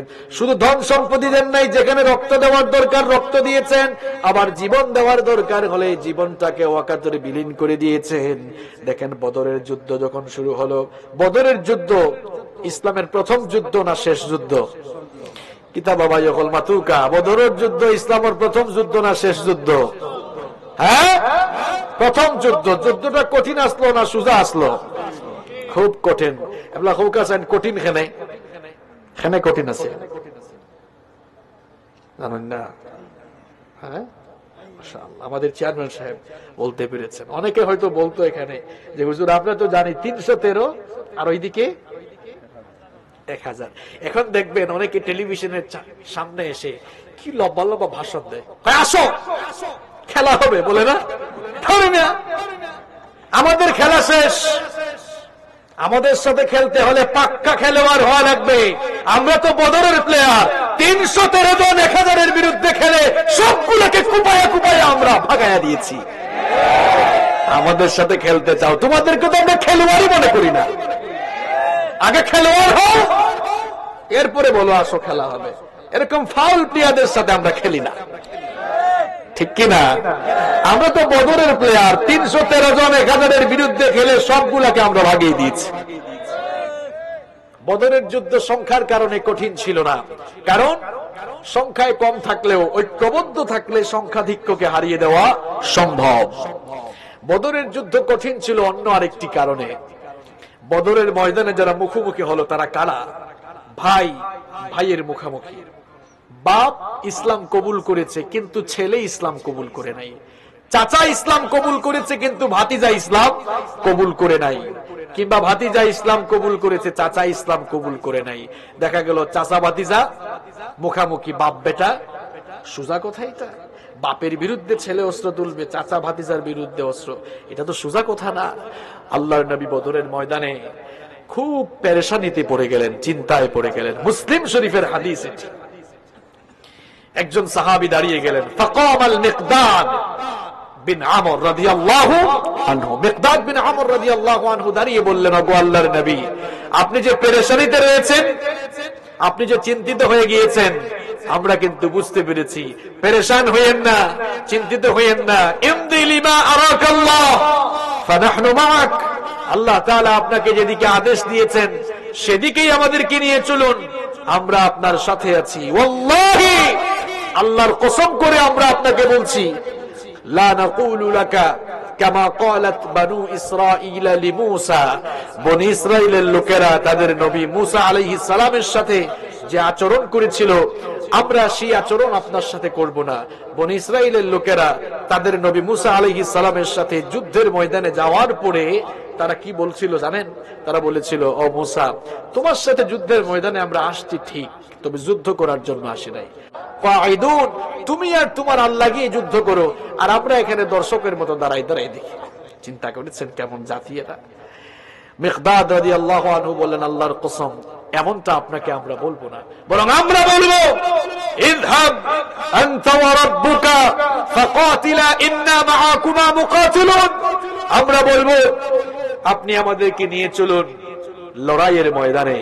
যতক্ষণ আপনি চাইবেন, যতক্ষণ আল্লাহ চাইবেন, ততক্ষণ আল্লাহ আর তার রাসূলের জন্য আমরা লড়াই করে যাব। আল্লাহু আকবার। আল্লাহর নবী কথা শুনে খুশি হয়ে গেলেন।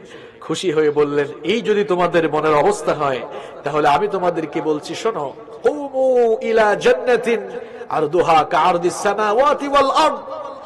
এই যদি তোমাদের মনের বাসনা হয়, তাহলে চলো চলো চলো চলো সেই জান্নাতের দিকে চলো, যে জান্নাতকে আল্লাহ তাআলা তোমাদের মতো শাহাদাত প্রত্যাশী লোকদের জন্য আসমান জমিনের চাইতে আরো বিশাল করে বানিয়েছেন।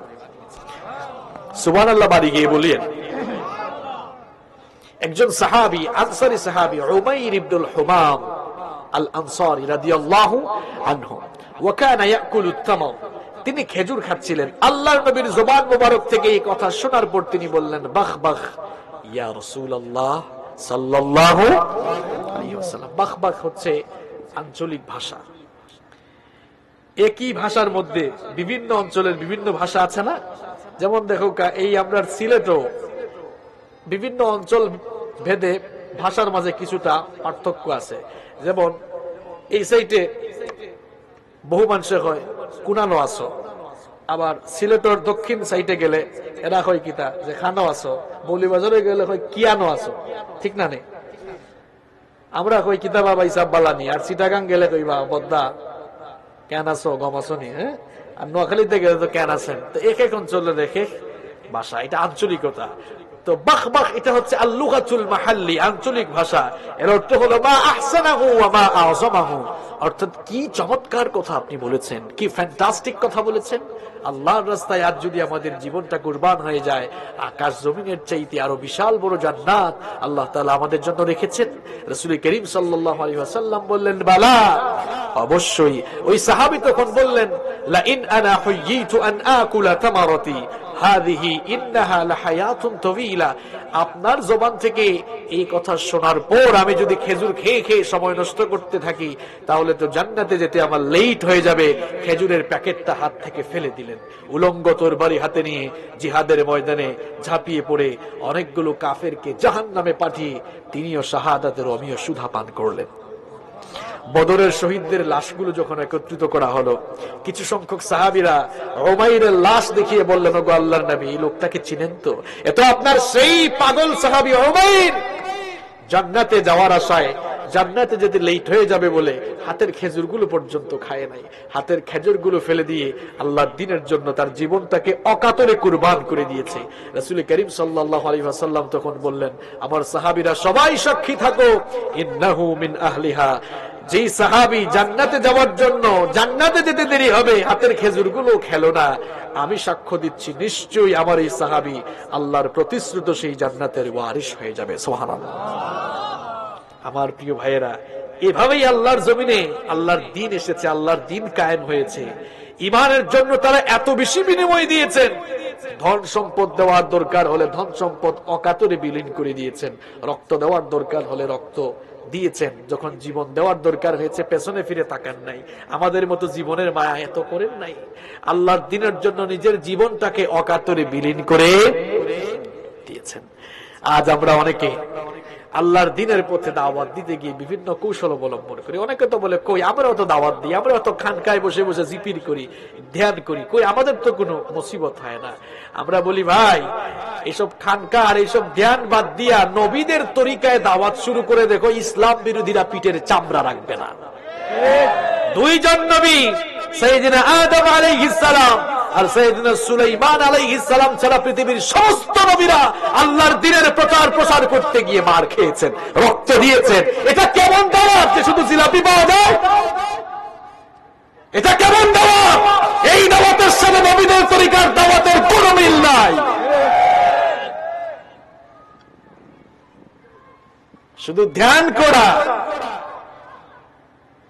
আর খাওয়া দাওয়া শেষে মধুপান করা, এগুলা সুন্নত না। আল্লাহর দ্বীনের জন্য রক্ত দেওয়া, জেলে যাওয়া, আল্লাহর দ্বীনের জন্য ত্যাগ তিতিক্ষার নজরানা পেশ করা, এগুলো সুন্নত, এগুলো সবচেয়ে বড় সুন্নাত। সুন্নাত নয় শুধু দাওয়াতের মেহমান, সুন্নাত নয় শুধু খাওয়া শেষ মধুপান, আরো কিছু সুন্নাত আছে তুমি জানো কি? জানলেও জীবনে কখনো তা মানো কি? আরো কিছু সুন্নাত আছে তুমি জানো কি? জানলেও জীবনে কখনো তা মানো কি? সুন্নাত শুধু নয় মাজলুম সহায়ক, সুন্নাত ওহুদের জালিমের প্রতিরোধ, সুন্নাত শুধু নয় লাওয়ার কদু খাওয়া, আর সুন্নাত হলো অন্যায় বাধা দেওয়া, সুন্নাত শুধু নয় নির্জন ধ্যানে থাকা, আর সুন্নাত হলো পাথরের আঘাত খাওয়া, মুহাব্বতে তার সুদিনের সাথী তুমি, দুর্দিনেও তার পাশে থাকো কি? আরো কিছু সুন্নাত আছে তুমি জানো কি? জানলেও জীবনে কখনো তা মানো কি?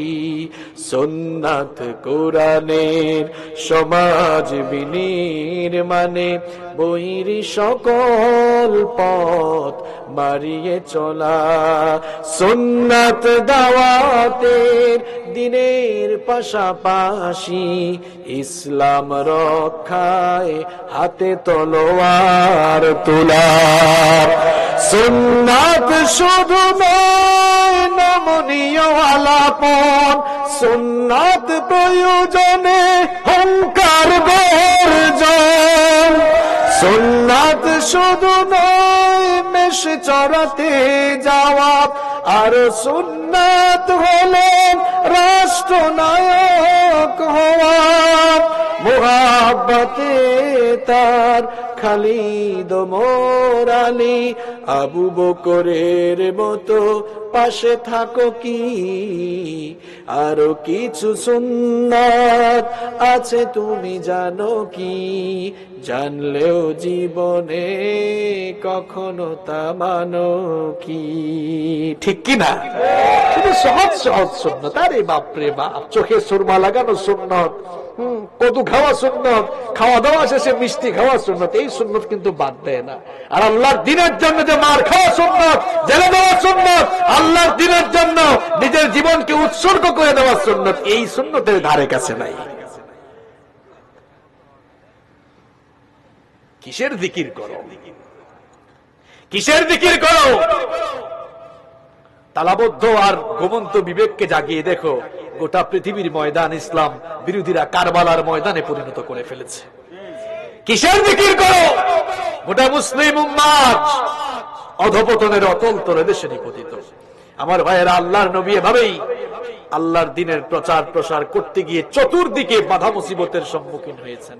আর আল্লাহর নবীকে দিন প্রতিষ্ঠার কাজে, আল্লাহর জমিনে আল্লাহর দিন প্রতিষ্ঠার কাজে যারা সবচেয়ে সহযোগিতা করলো তারা কারা? তারা হচ্ছে যুবক আর তরুণরা। এখানে যুবক তরুণদের উপস্থিতি বেশি। এজন্য আমি সর্বশেষ যুবকদের উদ্দেশ্যে কিছু কথা বলে আমার আলোচনা শেষ করতে চাই। যুবক ভাইয়েরা শোনেন, এই দুর্বল ইসলাম, মার খাওয়া ইসলাম শক্তিশালী হয়ে গেল এবার যুবকদের মাধ্যমে। আল্লাহ রাসূল যখন আল্লাহর দ্বীনের দাওয়াত শুরু করলেন, সর্বপ্রথম যারা ইসলাম কবুল করেছিল তাদের মধ্যে যুবকদের সংখ্যা কম ছিল না বেশি ছিল? কথা বলেন, কম ছিল না বেশি ছিল? যুবকরাই আল্লাহর নবীকে সবচেয়ে বেশি সাপোর্ট দিল। দেখেন মার খাওয়া ইসলাম শক্তিশালী হয়ে উঠল কিভাবে। ওমর ইবনুল খাত্তাব রাদিয়াল্লাহু আনহু যখন ইসলাম কবুল করলেন, তার বয়স ছিল মাত্র 26 বছর। 26 বছরের ভরা টকবকে যুবক ইসলাম কবুল করার পর রাসূল করিম সাল্লাল্লাহু আলাইহি ওয়াসাল্লামের কাছে আসলেন। ওমর কি নরম মানুষ না গরম মানুষ? নরম না গরম? কিছু মানুষ আছে না, কথা কয় কম, কথা বলে পরে মাইরটা দেয়। ওমর কিন্তু এই জাতের লোক, আগে মায়ের তারপর কথা। ওমর ইবনুল খাত্তাব রাদিয়াল্লাহু আনহু ইসলাম কবুল করে রাসূল করিম সাল্লাল্লাহু আলাইহি ওয়াসাল্লামের কাছে এসে বললেন, আলাসনা আলাল হক। দেখেন কি প্রশ্ন, এসেই প্রশ্ন, ওগো আল্লাহর নবী, আমরা কি হকের উপরে প্রতিষ্ঠিত নই? বিশ্বনবী সাল্লাল্লাহু আলাইহি ওয়াসাল্লাম তখন বললেন, বালা, অবশ্যই আমরা হকের উপরে প্রতিষ্ঠিত রয়েছে। ওমর ইবনুল খাত্তাব রাদিয়াল্লাহু আনহু তখন বললেন, যদি সত্যিকার অর্থেই আমরা হকের উপরে প্রতিষ্ঠিত থাকি, তাহলে আপনার সাহাবীরা এখনো কেন গোপনে গোপনে নামাজ পড়ে, এখনো কেন গোপনে গোপনে দ্বীনের দাওয়াত চলছে? ওমর ইসলাম কবুল করেছে, এবার যা হওয়ার সব প্রকাশ্যে হবে। আল্লাহু আকবার। ওমর তার জজবা দেখাতে চায়। ওগো আল্লাহর নবী, ওমরকে পারমিশন দেন, ওমর আজ মিছিল বের করতে চায়। সুবহানাল্লাহ পড়বেন না? চতুর্দিকে কিন্তু মুসলমানরা মার খাচ্ছে, এমন সময় ওমর ইসলাম কবুল করে এসে বলতেছে, আল্লাহ রাসূল, এখন সব যা হওয়ার সব কি হবে? সামনাসামনি হবে। পারমিশন দেন, মিছিল বের করব। আল্লাহ রাসূল পারমিশন দিলেন। এবার যেই মুসলমানরা এতদিন ধরে মার খাচ্ছে, সেই দুর্বল গুটি কয়েক মুসলমানদের লাইন ধরালেন ওমর ইবনুল খাত্তাব রাদিয়াল্লাহু আনহু। মিছিলের মাঝখানে রাসূল করিম সাল্লাল্লাহু আলাইহি ওয়াসাল্লামকে রেখে মিছিলের সামনে দাঁড়িয়ে ইসলামের দুই সিংহ পুরুষ নেতৃত্ব দিলেন। একজন ছিলেন সাইয়েদনা হামজা রাদিয়াল্লাহু আনহু, আরেকজন হলেন সাইয়েদনা ওমর ইবনুল খাত্তাব রাদিয়াল্লাহু। এবার কাবার চত্বরের দিকে মিছিল বের হলো, স্লোগান উঠলো, লিল্লাহি তাকবীর। আরো আসতে বলেন, আল্লাহু আকবার। কি জাতের মহিলা মার্কা পুরুষ এগুলো রে বাবা! একটু ওমরের মতো স্লোগান দেন, লিল্লাহি তাকবীর। তো ওমরের জোশ কি আসে না শরীরে? আল্লাহু আকবারের স্লোগানে কাবার চত্বর প্রকম্পিত হলো। আবু জেহেল কয়, এই দেখো তো, আমার নির্বাচনী এলাকায় নতুন স্লোগান শোনা যায়, এটা আবার কে? আমার নির্বাচনী এলাকায় এমন স্লোগান কে দেয়? আবু জেহেলের লোকেরা বের হয়ে দেখে, হায় হায়, ঘটনা তো খারাপ, কারণ আমাগো দলের লোক তাদের দলে চলে গেছে। কয়, স্যার অবস্থা তো খারাপ। কি হয়েছে? কয়, অমরকে তো সামনে দেখা যায়। কয়, কি কও? অমর সামনে মানে? সে তো আমাদের পার্টির লোক। বিশ্বাস তো হয় না, বের হয়ে দেখা, হায় হায়, সত্যি তো অমরকে সামনে দেখা যায়। যারা আক্রমণের প্রস্তুতি নিয়েছে, আবু জেহেল কয়, এই থাম! সামনে কে দেখো না? খবর আছে ওমরের সামনে গেলেই কচু কাটা করে ফেলবে। যদি নিজের বউকে বিধবা বানাতে চাও, যদি নিজের বিবিকে বিধবা বানাতে চাও, নিজের সন্তানগুলোকে এতিম করতে চাও, তো ওমরের সামনে যাও, নইলে যাইও না। যে আবু জেহেল তার ছেলাপেলাদেরকে নিয়ে এতদিন মুসলমানদেরকে পিটাইলো, এবার মিছিলের সামনে এক ওমরকে দেখেই আবু জেহেল তার সাঙ্গপাঙ্গরা সেদিন নিস্তব্ধ হয়ে গেল। কেউ কথা বলার সাহস পেল না। আমার ভাইয়েরা, আমার যুবক আর তরুণ ভাইয়েরা, আপনাদেরকে কথাগুলো বলছি। গোটা দুনিয়ায় আজ ইসলাম খুব দুর্বল। গোটা পৃথিবীতে আজ মুসলমানরা মজলুম, মুসলমানরা আজ নির্যাতিত, নিপীড়িত, লাঞ্ছিত, বঞ্চিত, অবদস্থ, অধপতনের অতল তলদেশে মুসলমানরা নিপীড়িত, অধপতিত। এই মুসলিম উম্মাকে যদি অধপতনের অতল তলদেশ থেকে আমরা বের করতে চাই, আমার সামনে যে সকল যুবক আর তরুণ ভাইয়েরা বসে আছেন, আপনাদেরকে অমরের ভূমিকায় অবতীর্ণ হওয়া লাগবে। অমরের ভূমিকায় অবতীর্ণ হয়ে সাহসী ভূমিকা, সাহসী পদক্ষেপ হাতে নিয়ে আপনারা যদি অমরের মতো সাহসী ভূমিকা নিয়ে আল্লাহু আকবারের স্লোগান দিয়ে আবারও গোটা দুনিয়ার আকাশ বাতাস প্রকম্পিত করতে পারেন, দেখবেন গোটা দুনিয়ার ইসলাম বিরোধীদের কলিজার মধ্যে কম্পন শুরু হয়ে যাবে। আমরা আজ ঘুমিয়ে আছি, আজ ঘুমিয়ে আছি। মুসলমানরা ছিল সিংহের জাতি, এখন এখন সেই মুসলমানদের মাথার উপরে বিড়ালের বাচ্চারা, ইঁদুরের বাচ্চারা লাফালাফি করে। আমার ভাইয়েরা, আমার যুবক আর তরুণ ভাইয়েরা, আপনাদেরকে দিয়েই তো ইসলাম প্রতিষ্ঠিত হয়েছে, আপনাদের রক্তের উপর দিয়ে ইসলাম এসেছে। যখনই ইসলামের জন্য জান দেওয়ার দরকার হয়েছে, মাল দেওয়ার দরকার হয়েছে, যুবক আর তরুণরাই আগে এগিয়ে এসেছে। আজ আমার যুবক আর তরুণরা কোরআন ভুলে গিয়ে, ইসলাম ভুলে গিয়ে আজ তারা বিভিন্ন দিকে দৌড়াদৌড়ি করছে। এই যুবক আর তরুণ ভাইয়েরা, কোথায় দৌড়াচ্ছেন? কার জন্য নিজের যৌবনকে উৎসর্গ করে দিচ্ছেন? আজ এক শ্রেণীর নেতা বের হয়েছে, যারা আপনাদের যৌবনের শক্তিকে পুঁজি করে, বাণিজ্য করে তারা তাদের স্বার্থ হাসিল করছে, আর আপনাদেরকে তারা লাঠির মতো ব্যবহার করছে। যেই বয়সে আপনাদের হাতে শোভা পায় বই, খাতা, কলম, আল্লাহর কোরআন, রাসূলের হাদিস, এই নেতাগুলো তাদের ক্ষমতা ধরে রাখার জন্য তারা আপনাদের হাতে তুলে দিচ্ছে মদ, গাঁজা, ইয়াবা, বাবা, ছুরি, পিস্তল, বোমা। দেখেন নাই গতকাল এক ঘটনা বাংলাদেশে ঘটলো, ভাই ভাইকে খুন করে ফেলেছে। আল্লাহু আকবার। এজন্য জাহেলি যুগের বর্বরতাকেও হার মানিয়েছে এমন ঘটনা। কাদের পেছনে দৌড়াচ্ছেন আমরা? আমার যুবক ভাইরা, কাদের পেছনে গিয়ে আপনারা দৌড়ান? কিয়ামতে জাহান্নামে কিন্তু নেতা কর্মীরও সাক্ষাৎ ঘটবে। কোন সব নেতা জানেন?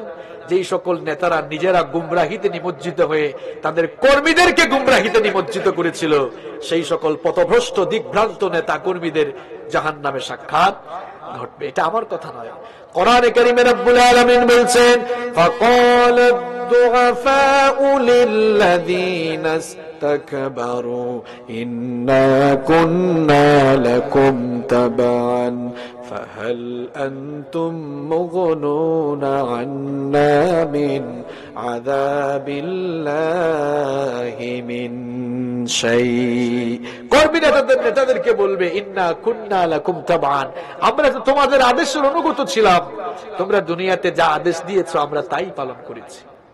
তোমাদের কথা মানতে গিয়ে তোমাদের স্বার্থ সিদ্ধির জন্য যার ঘর বাড়ি জ্বালাতে বলেছো তার ঘর বাড়ি জ্বালিয়েছি, যাকে গুম করতে বলেছো তাকে গুম করেছি, যাকে পিটাইতে বলেছো তাকে পিটিয়েছি, যাকে এলাকা ছাড়া করতে বলেছো এলাকা ছাড়া করেছি, যাকে গুলি করতে বলেছো তাকেই গুলি করেছি। ইন্না কুন্না লাকুম তাবআন, আমরা তো তোমাদের আদেশের অনুগত ছিলাম। ফাহাল আনতুম মুগনুনা আন্না মিন আযাবিল্লাহি মিন শাই, আজকে কি আল্লাহর আযাব থেকে আমাদেরকে উদ্ধার করতে পারবা? দুনিয়াতে তোমাদের কথা মেনে আকাম কুকাম করে যখন থানায় যেতাম, তখন তো ওসি সাহেবকে লম্বা লম্বা ফোন দিত, ওসি কাকে ধরছো, এটা চিনো না, আমার লোক, ছেড়ে দাও মিয়া, এরকম ফোন যেত। আবার যদি থানা থেকে কোর্টে চালান হয়ে যেত, জামিন নিয়ে বের হতে পারতাম, সুযোগ ছিল। কিন্তু আজ প্রশ্ন হলো, ফাহাল আনতুম মুগনুনা আন্না মিন আযাবিল্লাহি মিন শাই? আজকে কি এই ধরনের কিছু কাজ কারবার করে আল্লাহর আযাব থেকে বাঁচাতে পারবা? কি বলেন, বাঁচাতে পারবে? কথা বল না কেন, বাঁচাতে পারবে? আমি তো বানায় বানাই কথা বলছি না ভাই। আপনি আল্লাহর কোরআন সূরা ইব্রাহিম খুলে দেখেন, বাড়িতে গিয়ে মিলাই। আরে আল্লাহ তাআলা সব কোরআনে বলে দিয়েছেন, কোথায় দৌড়াচ্ছেন আপনারা? কার পেছনে দৌড়াচ্ছেন? নেতাগুলো জাহান্নামী, আপনাদেরকে জাহান্নামের দিকে নিয়ে যাচ্ছে। এই কর্মীগুলো নেতাকে আটকাবে। ইন্না কুন্না লাকুম তাবান, আমরা তো তোমাদের লোক ছিলাম, তোমাদের অনুগত ছিলাম। ফাহাল আনতুম মুগনুনা আন্না মিন আযাবিল্লাহি মিন শাই? আজকে দেখি আল্লাহর আযাব থেকে বাঁচাও তো। নেতাগুলো তখন কর্মীদেরকে বলবে, ক্বালু লাউ হাদানাল্লাহু লাহাদাইনাকুম। আমার কর্মীরা ভালো করে শোনো, আল্লাহ তাআলা তো আমার নিজের কপালেই হেদায়েত রাখেন নাই, তো আমি আর তোমাদেরকে কি হেদায়েত দিব, কারণ আমি নিজেই তো হেদায়েত পাই। নেতারা তখন কর্মীদেরকে বলবে, সাওয়াউন আলাইনা আজাযনা আম সাদারনা মা লানা মিন মাহিস। আজকে যতই চিল্লা চিল্লি করো, যতই লাফালাফি করো, আজকে ধৈর্য ধরো আর না ধরো, তোমাদের অবস্থা আর আমার অবস্থা সমান সমান, কোনো লাভ হবে না, সমান সমান অবস্থা। কর্মীরা তখন বলবে, না না, আমরা এটা মানি না। আল্লাহ তাআলা বলবেন, কি ব্যাপার, মানি না মানি না স্লোগান আবার কে দেয়, কে কি মানো না? কর্মীরা তখন বলবে, ওগো আল্লাহ, আমাদের নেতা নাকি আমাদের সমান সমান শাস্তি পাবে, আমরা এটা মানি না। আল্লাহ তাআলা বলবেন, তো তোমরা কি চাও? এবার কর্মীরা নেতাদের বিরুদ্ধে আল্লাহর আদালতে দুইটা দাবি পেশ করবে। জুরকান কয়টা? আল্লাহ তাআলা বলবেন, কি দাবি পেশ করতে চাও বলো। কর্মীরা এবার তাদের নেতাদের বিরুদ্ধে, তাদের ভণ্ড নেতা, গুমরাহ নেতা, ইসলাম বিরোধী নেতার বিরুদ্ধে 1 নাম্বার দাবি তুলবে। কি এগুলা কিচ্ছা বলতেছে নাকি? হ্যাঁ, কর্মীরা তখন বলবে, ওয়াকানু রাব্বানা ইন্না আতা'না সাদাতানা ওয়া কুবারানা ফাআদাল্লুনা সাবিলা। ওগো আল্লাহ, এরা দুনিয়াতে আমাদের নেতা ছিল, এরাই আমাদেরকে দিয়া মানুষ খুন করিয়েছে, এরাই আমাদেরকে দিয়া বহু মানুষকে পিটিয়েছে, আমাদেরকে দিয়া বহু মানুষের উপরে জুলুম চালিয়েছে। আমাদের নেতাগুলোর কথা মানার কারণে আমরা নিজেরা দিগ্ভ্রান্ত পথভ্রষ্ট হয়েছি, এদের কথা মানার কারণে আমরা জাহান্নামে এসেছি। আল্লাহ বলবেন, ঠিক আছে বুঝলাম, কিন্তু এখন তোমরা কি চাও, মূল দাবিটা কি? তারা বলবে, আমাদের দাবি হলো, রব্বানা আতিহিম দুফাইনি মিনাল আযাবি ওয়ালআনহুম লা'নান কাবীরা। আমরা জাহান্নামে এসেছি, আমাদেরকে তো শাস্তি দিবা। আমাদের নেতারা বলছে, আজ নাকি তাদের অবস্থা আর আমাদের অবস্থা সমান সমান, সমান সমান অবস্থা আমরা মানি না। যেহেতু তারা ছিল হুকুমদাতা, তারাই আমাদের জীবনটাকে নষ্ট করেছিল, এই জন্য আপনার কাছে দাবি হলো, আতিহিম দিফাইনি মিনাল আযাব, আমাদেরকে জাহান্নামে যে আযাব দিবা, আমাদের নেতাদেরকে তার ডবল করে আযাব দিবা। নেতা তোমার নেতাগিরি ছুটাবে মেয়ে কর্মীরা, কর্মীরাই বলবে, আল্লাহ এর ডবল দাও। কি দাও? ডবল দাও, আল্লাহ এর ডবল দাও। আমাদেরকে 1 কিল দিলে তারে 2 কিল দাও, আমাদেরকে একবার আগুনে ফেললে তারে 2 বার ফেলো, দ্বিগুণ দাও। এরপরে আমাদের 2 নাম্বার দাবি হলো, এই নেতাগুলো সারা জীবন খুব ভদ্র ভদ্র পোশাক পরে পরিধান করত, সুযোগ পাইলেই মাইকে বক্তৃতা করত, আর আমাদেরকে সামনে পিছনে কুকুরের মতো খাটাতো।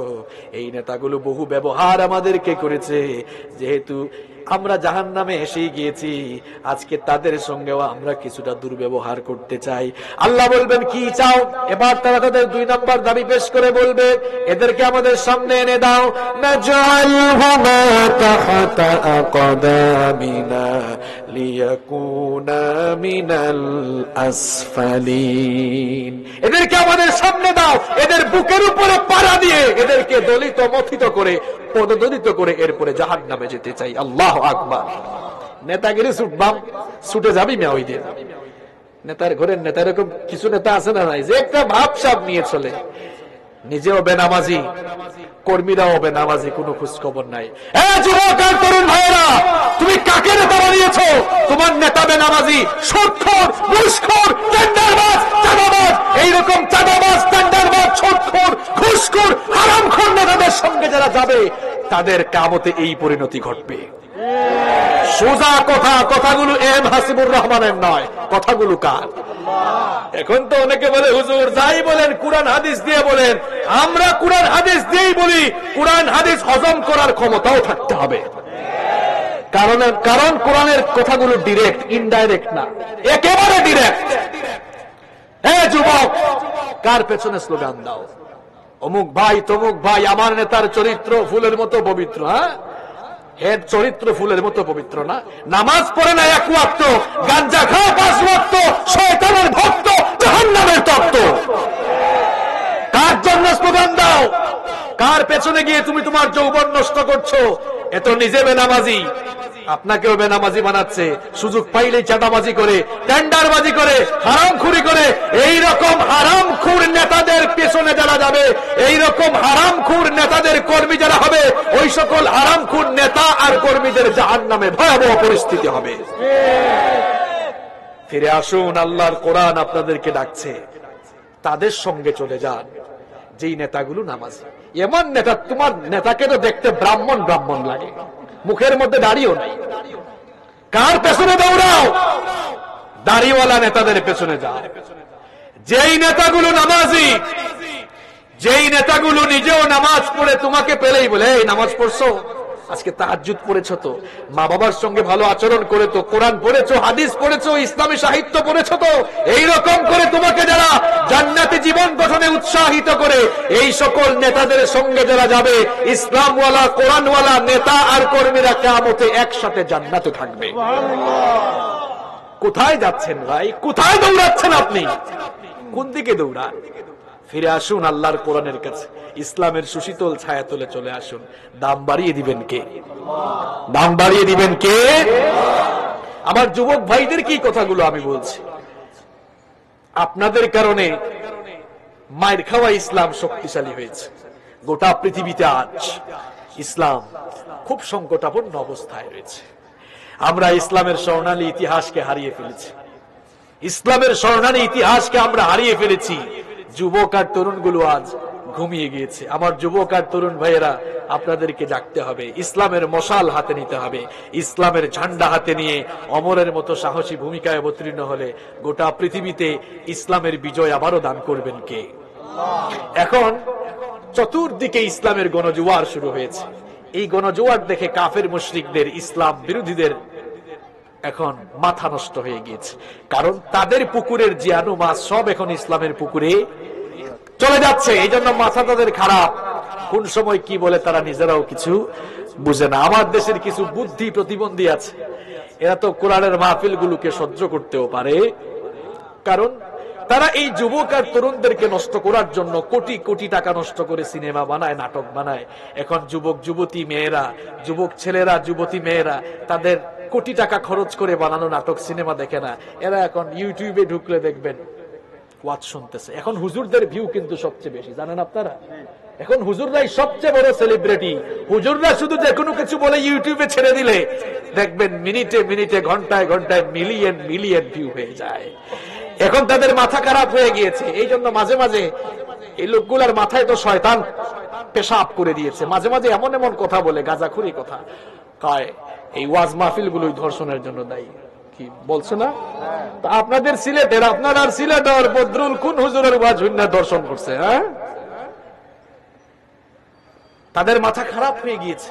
এই জন্য যখন যার যা মন চায় তাই বলছে। আজ কোরআনের মাহফিল গুলো বাধা বিপত্তির কারণ সম্মুখীন হয়ে দাঁড়িয়েছে।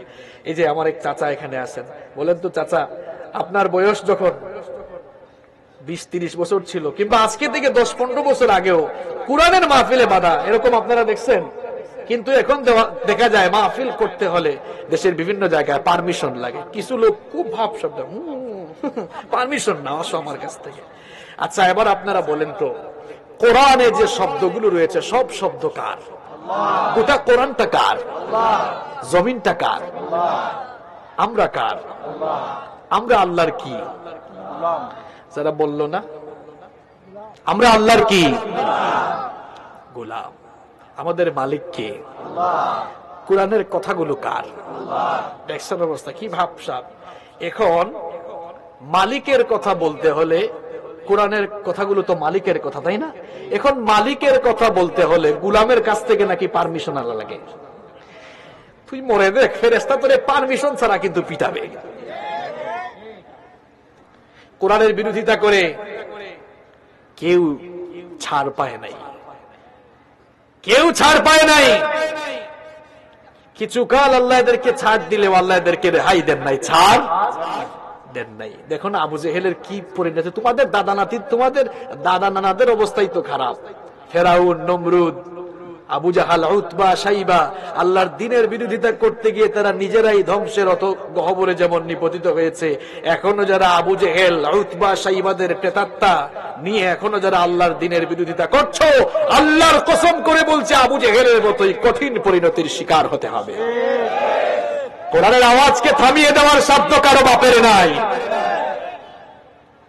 কোন জায়গায় আগুন লাগলে সেই আগুন নিভিয়ে দেওয়ার জন্য কেউ যদি লাঠি দিয়ে বাড়ি মারে, আগুনের তেজ বাড়বে না কমবে? ঠিক করে বলছেন তো? কোন জায়গায় আগুন লাগলে আগুন নেভানোর জন্য কেউ লাঠি দিয়ে বাড়ি মারলে আগুনের তেজ যেমন বাড়ে, যেখান থেকেই কোরআনের আওয়াজ উঠবে, যেখানেই কোরআনের গণজোয়ার, কোরআনের গণবিস্ফোরণ শুরু হয়ে যাবে, কোরআনের গণজোয়ার, কোরআনের সেই গণবিস্ফোরণকে যারাই থামিয়ে দিতে চাইবে, সেই জায়গা, সেই ময়দান কোরআনের বিজয়ের জন্য আরো উর্বর ময়দানে পরিণত হয়ে যাবে। আল্লাহর দ্বীনের বিজয় কেউ ঠেকাতে পারবে না। আমার ভাইয়েরা, আপনারা হয়তো ভাবছেন গোটা দুনিয়াতে তো এখন অন্ধকার নেমে এসেছে, দিকে মুসিবত নেমে এসেছে, কবে আমরা এর থেকে উত্তরণ পাবো? প্রিয় ভাইয়েরা, হতাশ হওয়ার কোনো কারণ নাই। এই যে রাত যত গভীর হচ্ছে, সকাল হওয়ার সম্ভাবনা বাড়ছে না কমছে? গর্ভবতী মায়ের প্রসব বেদনা বাড়লে সন্তান হওয়ার সম্ভাবনা বাড়ে না কমে? ঠিক তেমনি ভাবে ইসলামের উপরে, আলেম ওলামাদের উপরে জুলুম নির্যাতনের মাত্রা যত বাড়বে, আল্লাহর কসম ইসলামের বিজয় তত কাছে। আগামীর দিন ইসলামের দিন হবে ইনশাআল্লাহ। আমরা যেন ইসলাম থেকে বের হয়ে না যাই, আমরা যেন ইসলামের ছায়াতলে থেকে আমরা যেন আল্লাহর দ্বীনের জন্য সব সময় ভূমিকা রাখতে পারি। আল্লাহ আমাদেরকে কবুল করে নাও। আমার ভাইয়েরা, আল্লাহর নবী এবং তার সাহাবীরা আল্লাহর জমিনে আল্লাহর দ্বীনকে বিজয়ী করার জন্য যেভাবে তারা ত্যাগ আর নজরানার চরম পরাকাষ্ঠা প্রদর্শন করেছেন, যদি আল্লাহর এই জমিনে আল্লাহর দ্বীনকে কায়েম করার জন্য সেই রকম ত্যাগ আর কুরবানির নজরানা পেশ করার দরকার হয়, যদি রক্ত দিতে হয়, জীবন দিতে হয়, শাহাদাতের নজরানা পেশ করা লাগে, কারা কারা সেই ত্যাগ আর কুরবানির নজরানা দিতে প্রস্তুত? হাত তুলে আল্লাহকে দেখান।